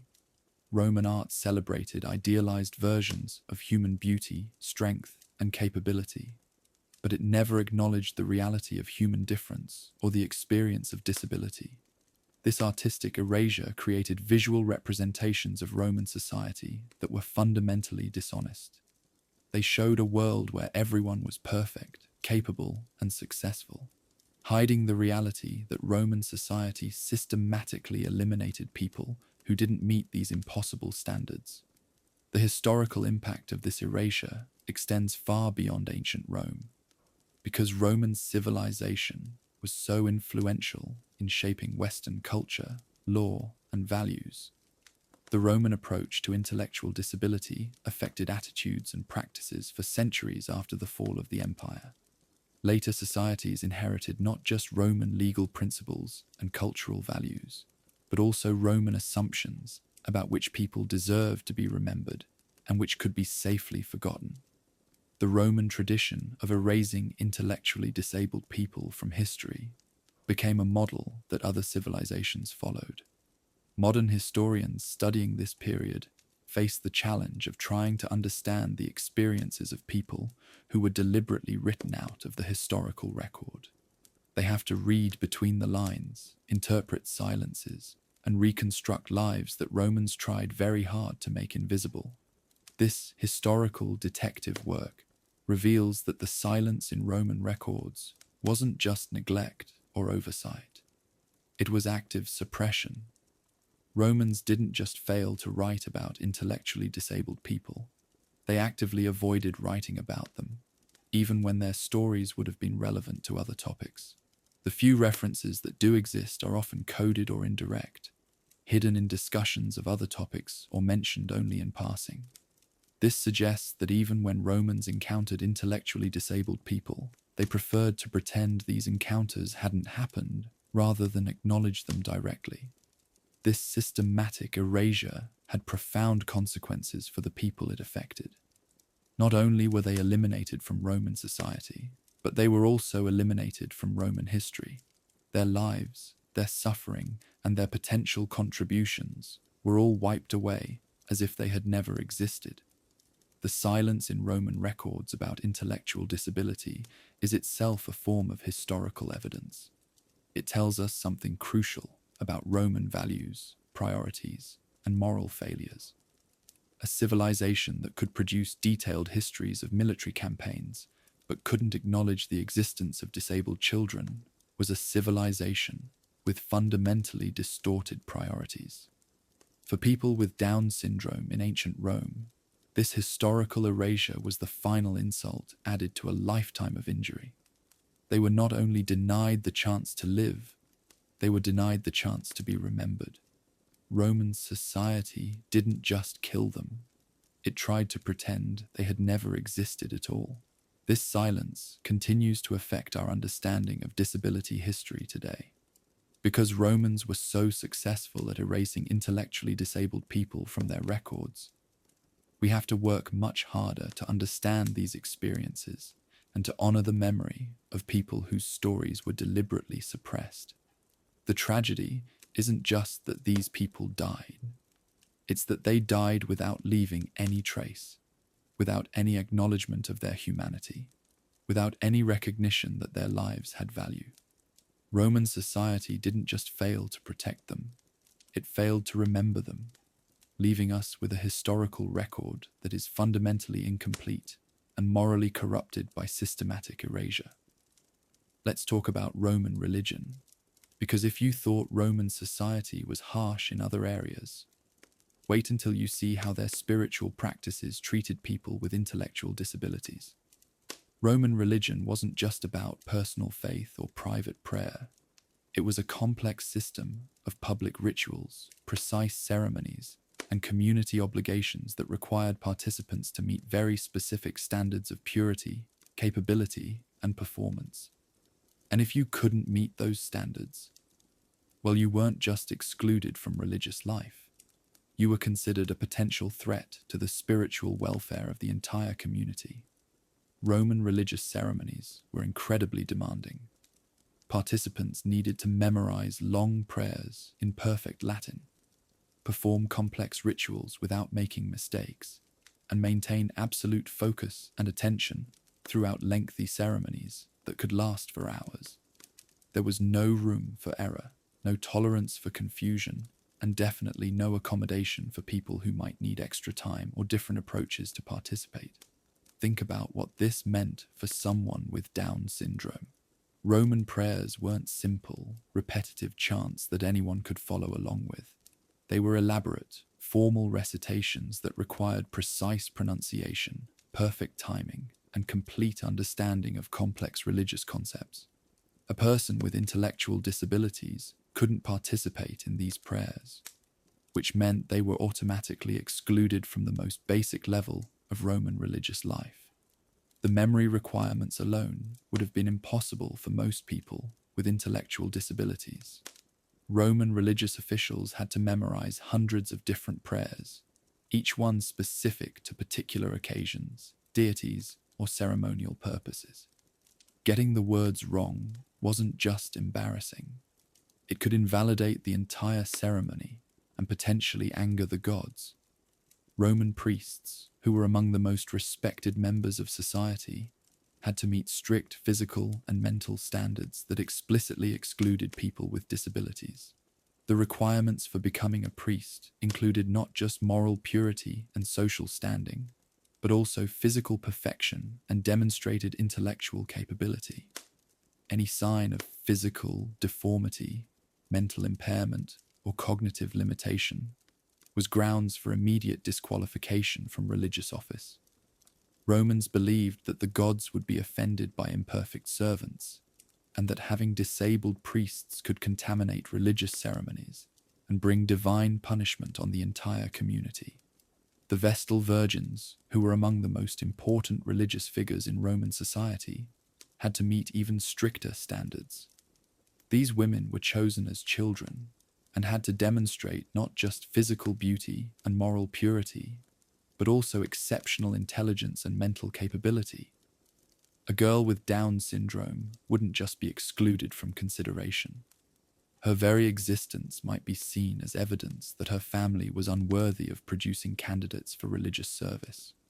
Roman religious ceremonies also required participants to maintain perfect composure and attention throughout lengthy, complex rituals. These ceremonies often involved multiple phases, precise timing, and coordination between many different participants. A person who couldn't follow complex instructions, maintain focus for extended periods, or respond appropriately to ceremonial cues would disrupt the entire proceeding.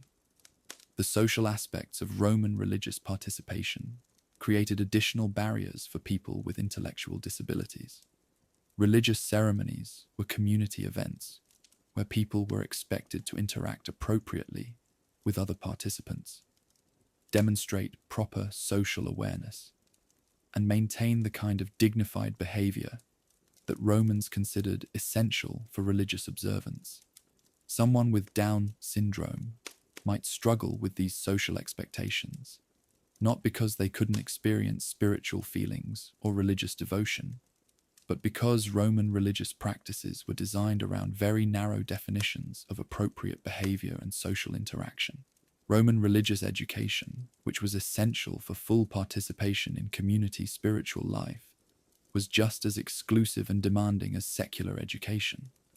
Children were expected to learn complex theological concepts, understand sophisticated symbolic systems, and master detailed knowledge of religious history and mythology.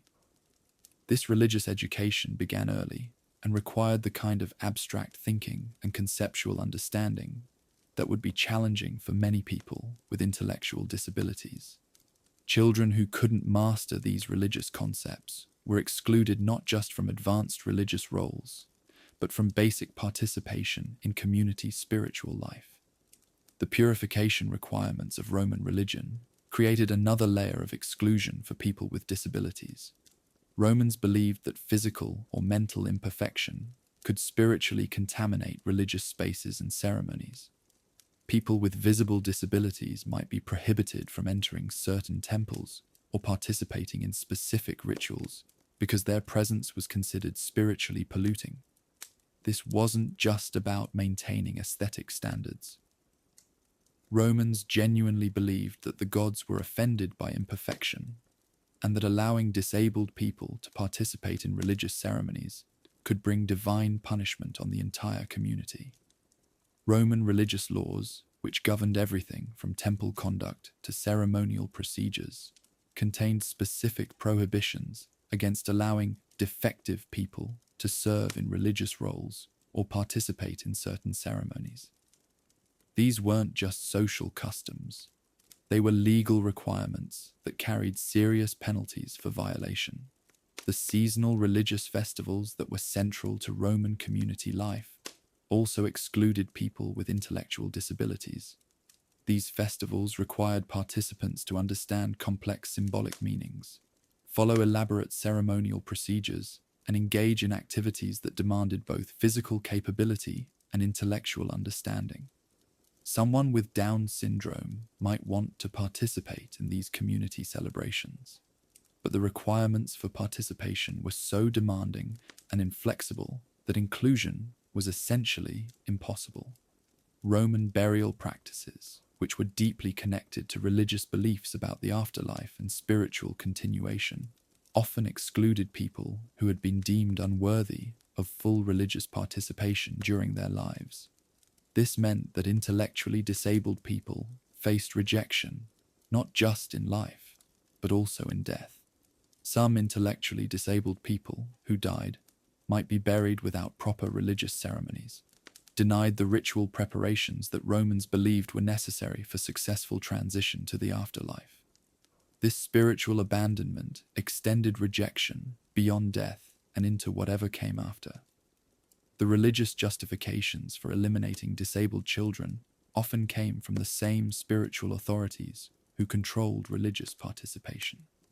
Priests who declared disabled births to be divine omens, requiring immediate response, were the same officials who would later exclude any disabled people who somehow survived from meaningful religious participation.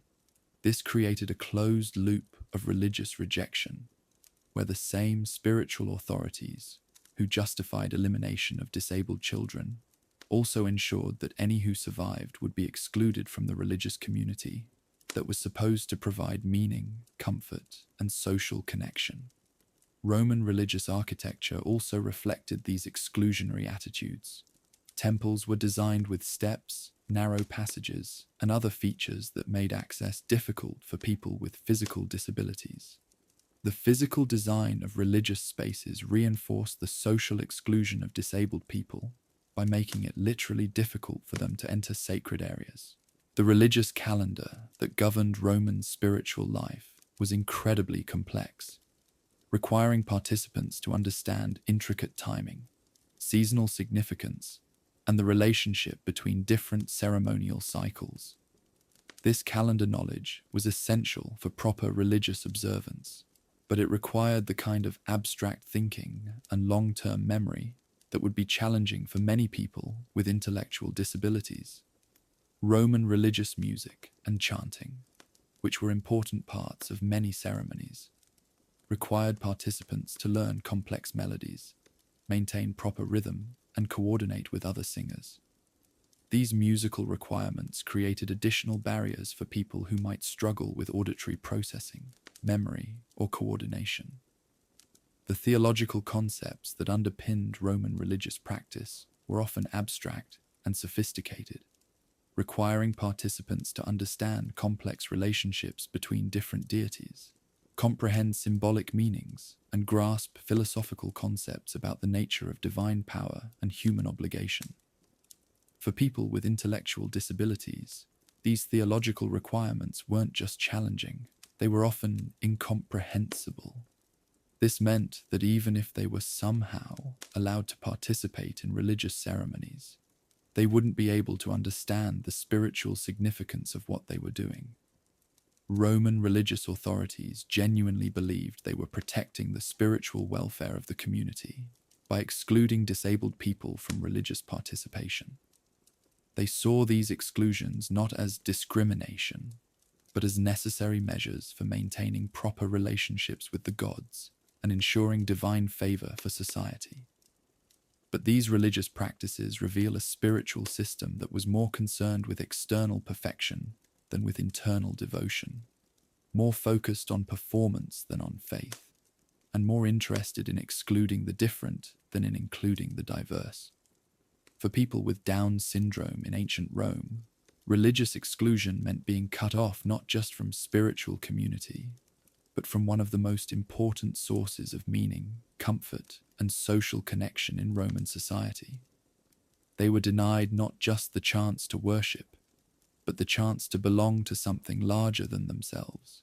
Roman religion, which was supposed to address the full range of human experience and provide guidance for life's challenges, failed completely when it came to intellectual disability. Instead of offering inclusion, comfort, or spiritual support, it provided only additional rejection and exclusion. The spiritual authorities who should have been protecting the most vulnerable members of society were instead leading the charge to eliminate and exclude them. Roman religion became another weapon used against people with disabilities, rather than a source of the love, acceptance, and spiritual community that every human being deserves. Here's where we get to the cold, brutal heart of why Roman society rejected children with Down syndrome: economics. Romans didn't just value strength and beauty for aesthetic reasons. They valued these qualities because Roman civilization was essentially a giant economic machine that required every person to contribute to its operation. And if you couldn't contribute, well, you were worse than worthless. You were a drain on resources that could be better used elsewhere. Let's be clear about how Roman economics worked.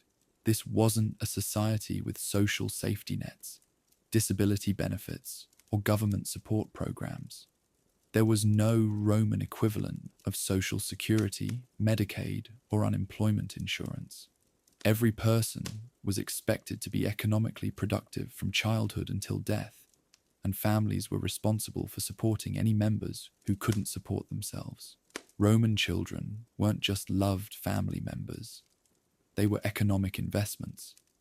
Parents invested in their children's education, training, and social development, with the expectation that these investments would pay returns when the children reached adulthood. Sons were expected to learn trades, serve in the military, or enter professions that would generate income and support aging parents. Daughters were expected to marry well and create economic alliances with other families. A child with Down syndrome couldn't provide any of these economic returns. They couldn't learn complex trades that required years of training and intellectual development.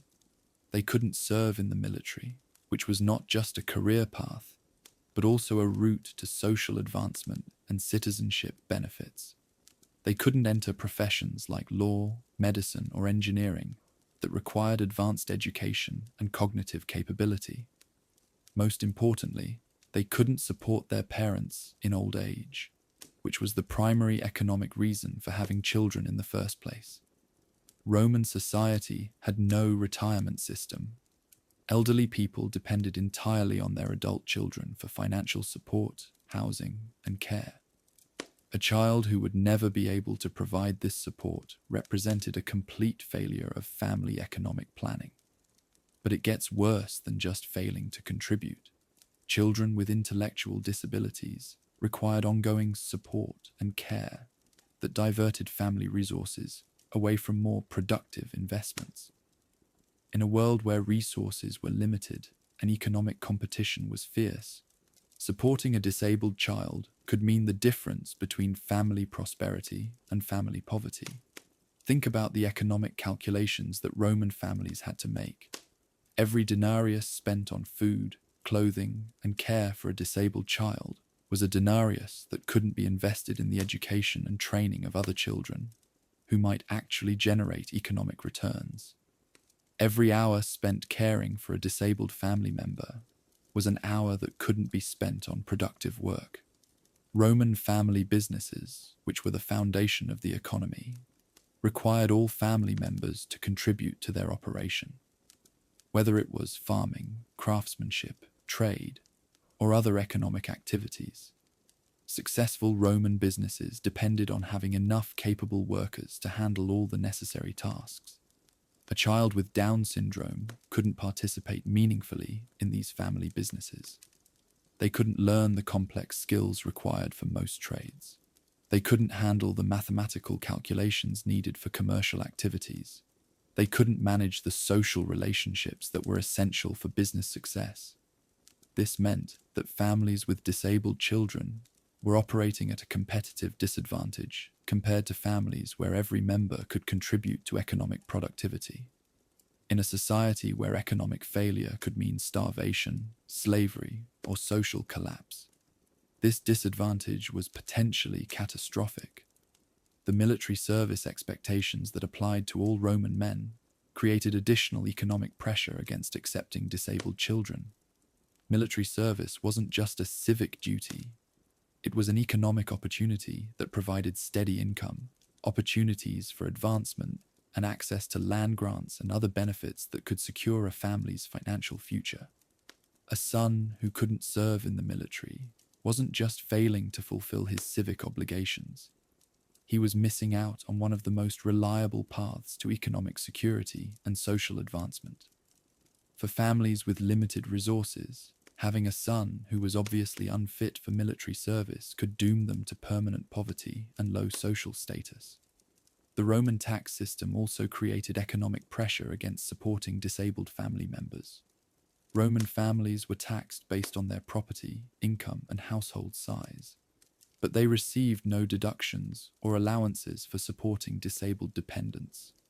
This meant that families with disabled children faced higher tax burdens without any corresponding increase in economic capability. Roman inheritance laws compounded these economic pressures by allowing fathers to disinherit children who couldn't fulfill their family obligations. This meant that even if a disabled child somehow survived to adulthood, they might be cut off from family resources and left to fend for themselves without any means of support. The agricultural economy that supported most Roman families also created specific challenges for including disabled family members. Farming required physical strength, coordination, and the ability to learn complex seasonal tasks. Children with Down syndrome might not be able to participate in planting, harvesting, or animal care activities that were essential for family survival. Roman craft industries, which provided economic opportunities for urban families, required apprenticeships that could last for years and demanded high levels of skill development and intellectual capability. The guild systems that controlled these industries had strict standards for membership and would not accept apprentices who couldn't meet their performance requirements. Even the most basic economic activities in Roman society required capabilities that many people with intellectual disabilities couldn't develop.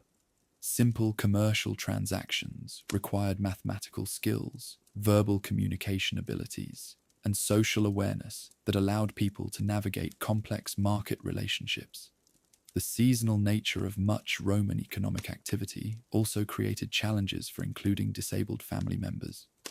Farming, construction, military campaigns, and trade all operated according to seasonal cycles that required workers to be flexible, adaptable, and capable of handling varying demands and changing conditions. Roman women with intellectual disabilities faced additional economic challenges because their primary economic value was supposed to come through marriage and childbearing. Families invested in their daughters' education and social development with the expectation that these investments would result in advantageous marriages that created beneficial economic relationships with other families. A daughter with Down syndrome couldn't fulfill these expectations. She couldn't learn the household management skills that were essential for running a Roman household. She couldn't navigate the complex social relationships that were necessary for maintaining beneficial family alliances. And she couldn't provide the intellectual companionship that educated Roman men expected from their wives. The Roman slavery system also created economic pressure against supporting disabled family members. Roman families could purchase slaves who were capable of productive work for relatively modest costs. Why would a family invest resources in supporting a disabled child who couldn't work when they could? Instead, purchase a slave who could contribute immediately to family economic productivity. Roman banking and commercial systems, which were becoming increasingly sophisticated during the imperial period, required participants to understand complex financial concepts, maintain detailed records, and make strategic decisions about investments and business development. These economic activities were completely inaccessible to people with intellectual disabilities. The urban economy of Roman cities created additional challenges for disabled people, because city life required higher levels of education, social sophistication, and economic flexibility than rural life. Cities offered more economic opportunities, but only for people who could navigate complex social and commercial relationships. Roman legal systems also created economic barriers for disabled people by requiring participants to understand complex legal concepts, represent themselves in legal proceedings, and manage their own financial affairs. People who couldn't meet these requirements were essentially excluded from full economic participation in Roman society. The really brutal part is how Roman economic thinking applied cost-benefit analysis to human lives. Roman families were expected to make rational calculations about resource allocation, and those calculations consistently showed that supporting disabled children was economically irrational. Roman economists and philosophers actually wrote about these calculations, arguing that societies prospered when they allocated resources efficiently and eliminated unnecessary drains on productive capacity. They saw the elimination of disabled children not as cruelty, but as sound economic policy that benefited the entire community. For children with Down syndrome, these economic realities created an impossible situation. They were born into a society that measured human worth entirely in terms of economic contribution, and they had no way to meet the standards that society had established for valuable membership. Roman economics didn't just exclude people with intellectual disabilities, it actively punished families who tried to include them. The economic system created overwhelming incentives for elimination and overwhelming penalties for acceptance. This economic framework reveals a civilization that had lost sight of any values other than productivity and efficiency. Romans created an economic system that was so focused on material success that it couldn't recognize any other forms of human value or contribution. For families dealing with intellectual disability, Roman economics offered no solutions, no support, and no hope. It provided only additional pressure to make the cruel choice that Roman law, medicine, and religion were already demanding: elimination of children who couldn't contribute to the economic machine that Roman society had become. The tragedy isn't just that Roman economics failed to support disabled people. It's that Roman society allowed economic calculations to override every other consideration, including love, compassion, and basic human dignity. They created an economic system that treated people as commodities and measured human worth in terms of productivity rather than humanity. So here we are, at the end of a story that Roman society never wanted us to know. We've traced the short, brutal lives of children with Down syndrome in ancient Rome, from the moment of birth, when midwives might refuse to even present them to their fathers, through the legal systems that gave those fathers the right to reject them, to the dumping grounds outside the city where they died alone and forgotten. Every single institution in Roman society, law, medicine, religion, economics, family structure, was aligned against these children's survival. This wasn't just individual prejudice or personal cruelty. This was systematic elimination, backed by the full power of one of history's most sophisticated civilizations.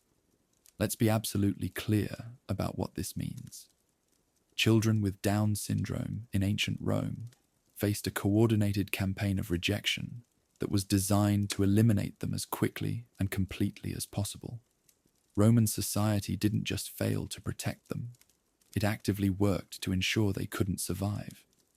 Roman fathers had the legal right to sentence their newborn children to death, based on nothing more than suspicion that they might not be useful enough. Roman physicians provided medical justifications for these eliminations, based on completely wrong theories about disability and human worth. Roman priests declared disabled births to be supernatural emergencies, requiring immediate elimination to protect the community. Roman economics made supporting disabled children financially devastating for families who were already struggling to survive. Roman religion excluded disabled people from spiritual community and treated them as sources of divine contamination. Roman society offered no alternatives, no support systems, and no hope for families who might have wanted to love and care for their disabled children. And for the tiny number of children who somehow survived this coordinated assault, they faced lives of slavery, exploitation, and dehumanization that were often worse than death. They were kept as entertainment for wealthy Romans who found their disabilities amusing, or used as beggars whose appearance generated pity and coins for their owners. Even survival meant a lifetime of exclusion, mockery, and abuse. Even the best-case scenarios for disabled children in Roman society involved being treated as objects rather than human beings, as curiosities rather than family members, as sources of entertainment rather than individuals deserving of love and respect. The really devastating part is how completely Roman society erased these children from history. They didn't just eliminate them from life, they eliminated them from memory, from records, from the very possibility of being remembered. They created a historical record so thoroughly cleansed of disability that modern historians have to work around systematic absences to understand what really happened. No tombstones, no inscriptions, no artistic representations, no legal documents, no family records, no archaeological evidence. Roman society made these children disappear so completely that they might as well have never existed at all. But they did exist. Every demographic analysis of ancient populations suggests that intellectual disabilities would have affected thousands of Roman families. Every medical understanding of genetic variation indicates that children with Down syndrome were being born in Roman cities and Roman countryside throughout the empire's history. These children had the same capacity for love, joy, and human connection that children with Down syndrome have today. They could have brought happiness to their families, contributed to their communities in meaningful ways, and lived fulfilling lives if they had been given the chance.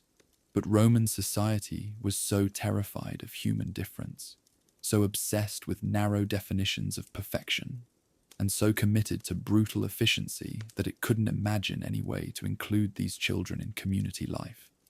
The tragedy isn't just individual, it's civilizational. Roman society, for all its achievements in law, engineering, art, and military conquest, failed the most fundamental test of human decency, protecting and caring for its most vulnerable members. They built incredible monuments, created lasting legal principles, and conquered most of the known world. But they couldn't find room in their hearts for children who needed extra care and understanding.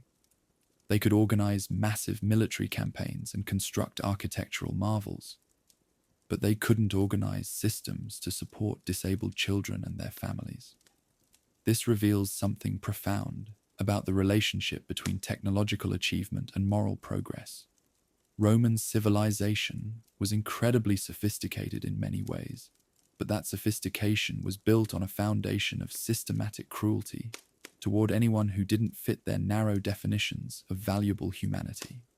They created a society that was brilliant and brutal, advanced and barbaric, capable of remarkable achievements and remarkable failures of compassion. They proved that civilizations can be highly developed in some areas, while being completely undeveloped in others. The Roman treatment of children with Down syndrome also reveals how societies can use sophisticated institutions, law, medicine, religion, economics, to legitimize and systematize cruelty. Romans didn't see themselves as cruel. They saw themselves as rational, responsible, and religiously observant. They used their most respected institutions to justify their worst impulses. This should serve as a warning about how easily societies can convince themselves that elimination of vulnerable people is not just acceptable, but necessary for the greater good. Romans genuinely believed they were protecting their civilization by eliminating disabled children. They used the language of responsibility, efficiency, and religious duty to mask what was really systematic murder. The children with Down syndrome who lived and died in ancient Rome deserved so much better. They deserved to be born into families that would love them unconditionally. They deserved to live in communities that would support their development and celebrate their unique contributions. They deserved to grow up in a society that recognized their inherent worth and human dignity. Instead, they were born into a world that measured their value before they could speak their first words, rejected them before they could take their first steps, and eliminated them before they could demonstrate the love, joy, and humanity that every child possesses. These children were not broken or defective or less than human. They were children who happened to be born with an extra chromosome in a society that couldn't see past genetic difference to recognize shared humanity. The problem was never with the children. The problem was with a civilization that had lost its way so completely that it preferred death to difference. Every child with Down syndrome who died in ancient Rome represented not just a personal tragedy, but a loss for all of humanity. We lost their perspectives, their contributions, their love, and their unique ways of experiencing and understanding the world. We lost the families they might have enriched and the communities they might have served. We also lost the opportunity to see what Roman civilization might have become if it had chosen inclusion over elimination, support over rejection, love over fear. A society that could protect and nurture its most vulnerable members might have achieved greatness that went beyond military conquest and architectural achievement to encompass genuine human flourishing. Today, we know that people with Down syndrome can live rich, fulfilling lives when they receive appropriate support and inclusion. They graduate from schools, hold jobs, form relationships, contribute to their communities, and bring joy to everyone around them. They demonstrate daily that intellectual disability is simply one form of human diversity, not a tragedy or a burden. This knowledge makes the Roman treatment of children with Down syndrome even more heartbreaking, because we can see so clearly what was lost. Every child who died on a Roman hillside had the potential to live a meaningful life, to experience love and friendship, to contribute to their community in their own unique way. But we also need to be honest about the fact that the struggle for inclusion and acceptance continues today. While we've made enormous progress since ancient Rome, people with intellectual disabilities still face discrimination, rejection, and systematic barriers to full participation in community life. The Roman story reminds us that societies don't automatically become more compassionate over time. Moral progress requires constant effort, vigilant protection of vulnerable people, and the courage to challenge systems that devalue human difference. We honor the memory of the children who died in ancient Rome by continuing to work for a world where every child is valued, every person is included, and every family receives the support they need to thrive. We honor them by refusing to accept that any human being is disposable, regardless of their abilities or differences. The children with Down syndrome who lived and died in ancient Rome never got to tell their own stories. They never got to speak for themselves, advocate for their needs, or demonstrate their worth to a society that had already decided they had none. But we can speak for them now. We can tell their stories, honor their memory, and commit ourselves to ensuring that no society ever again treats intellectual disability as grounds for elimination. We can be the voices they never had and the advocates they never got. Their lives mattered. Their deaths were tragedies. Their erasure from history was a moral crime that we can begin to correct by remembering them, honoring them, and learning from the civilization that failed them so completely. Roman society claimed to value honor, courage, and moral virtue. But true honor requires protecting those who cannot protect themselves. True courage means standing up for people who are different or vulnerable. True virtue means recognizing the inherent worth and dignity of every human being. The children with Down syndrome who died in ancient Rome were denied all of these things. They were denied honor, protection, courage, virtue, and basic human decency by a civilization that was too morally impoverished to recognize their worth. We cannot bring them back. We cannot undo the injustices they suffered, but we can remember them with the love and respect they deserved in life, and we can commit ourselves to building the kind of world they should have been born into. A world where every child is welcomed, every person is valued, and every life is seen as precious simply because it exists. That would be the greatest monument we could build to honor their memory and the most fitting response to the tragedy of their invisibility in the historical record. They may have been forgotten by Roman society, but they will not be forgotten by us. Their stories, finally told, remind us that the measure of any civilization is not its greatest achievements, but how it treats its most vulnerable members. By that measure, ancient Rome failed completely, and their failure serves as both a warning and a call to action for every society that follows. Every child deserves better. Every person has worth. Every life matters. These simple truths were beyond the moral imagination of ancient Rome, but they must never be beyond ours.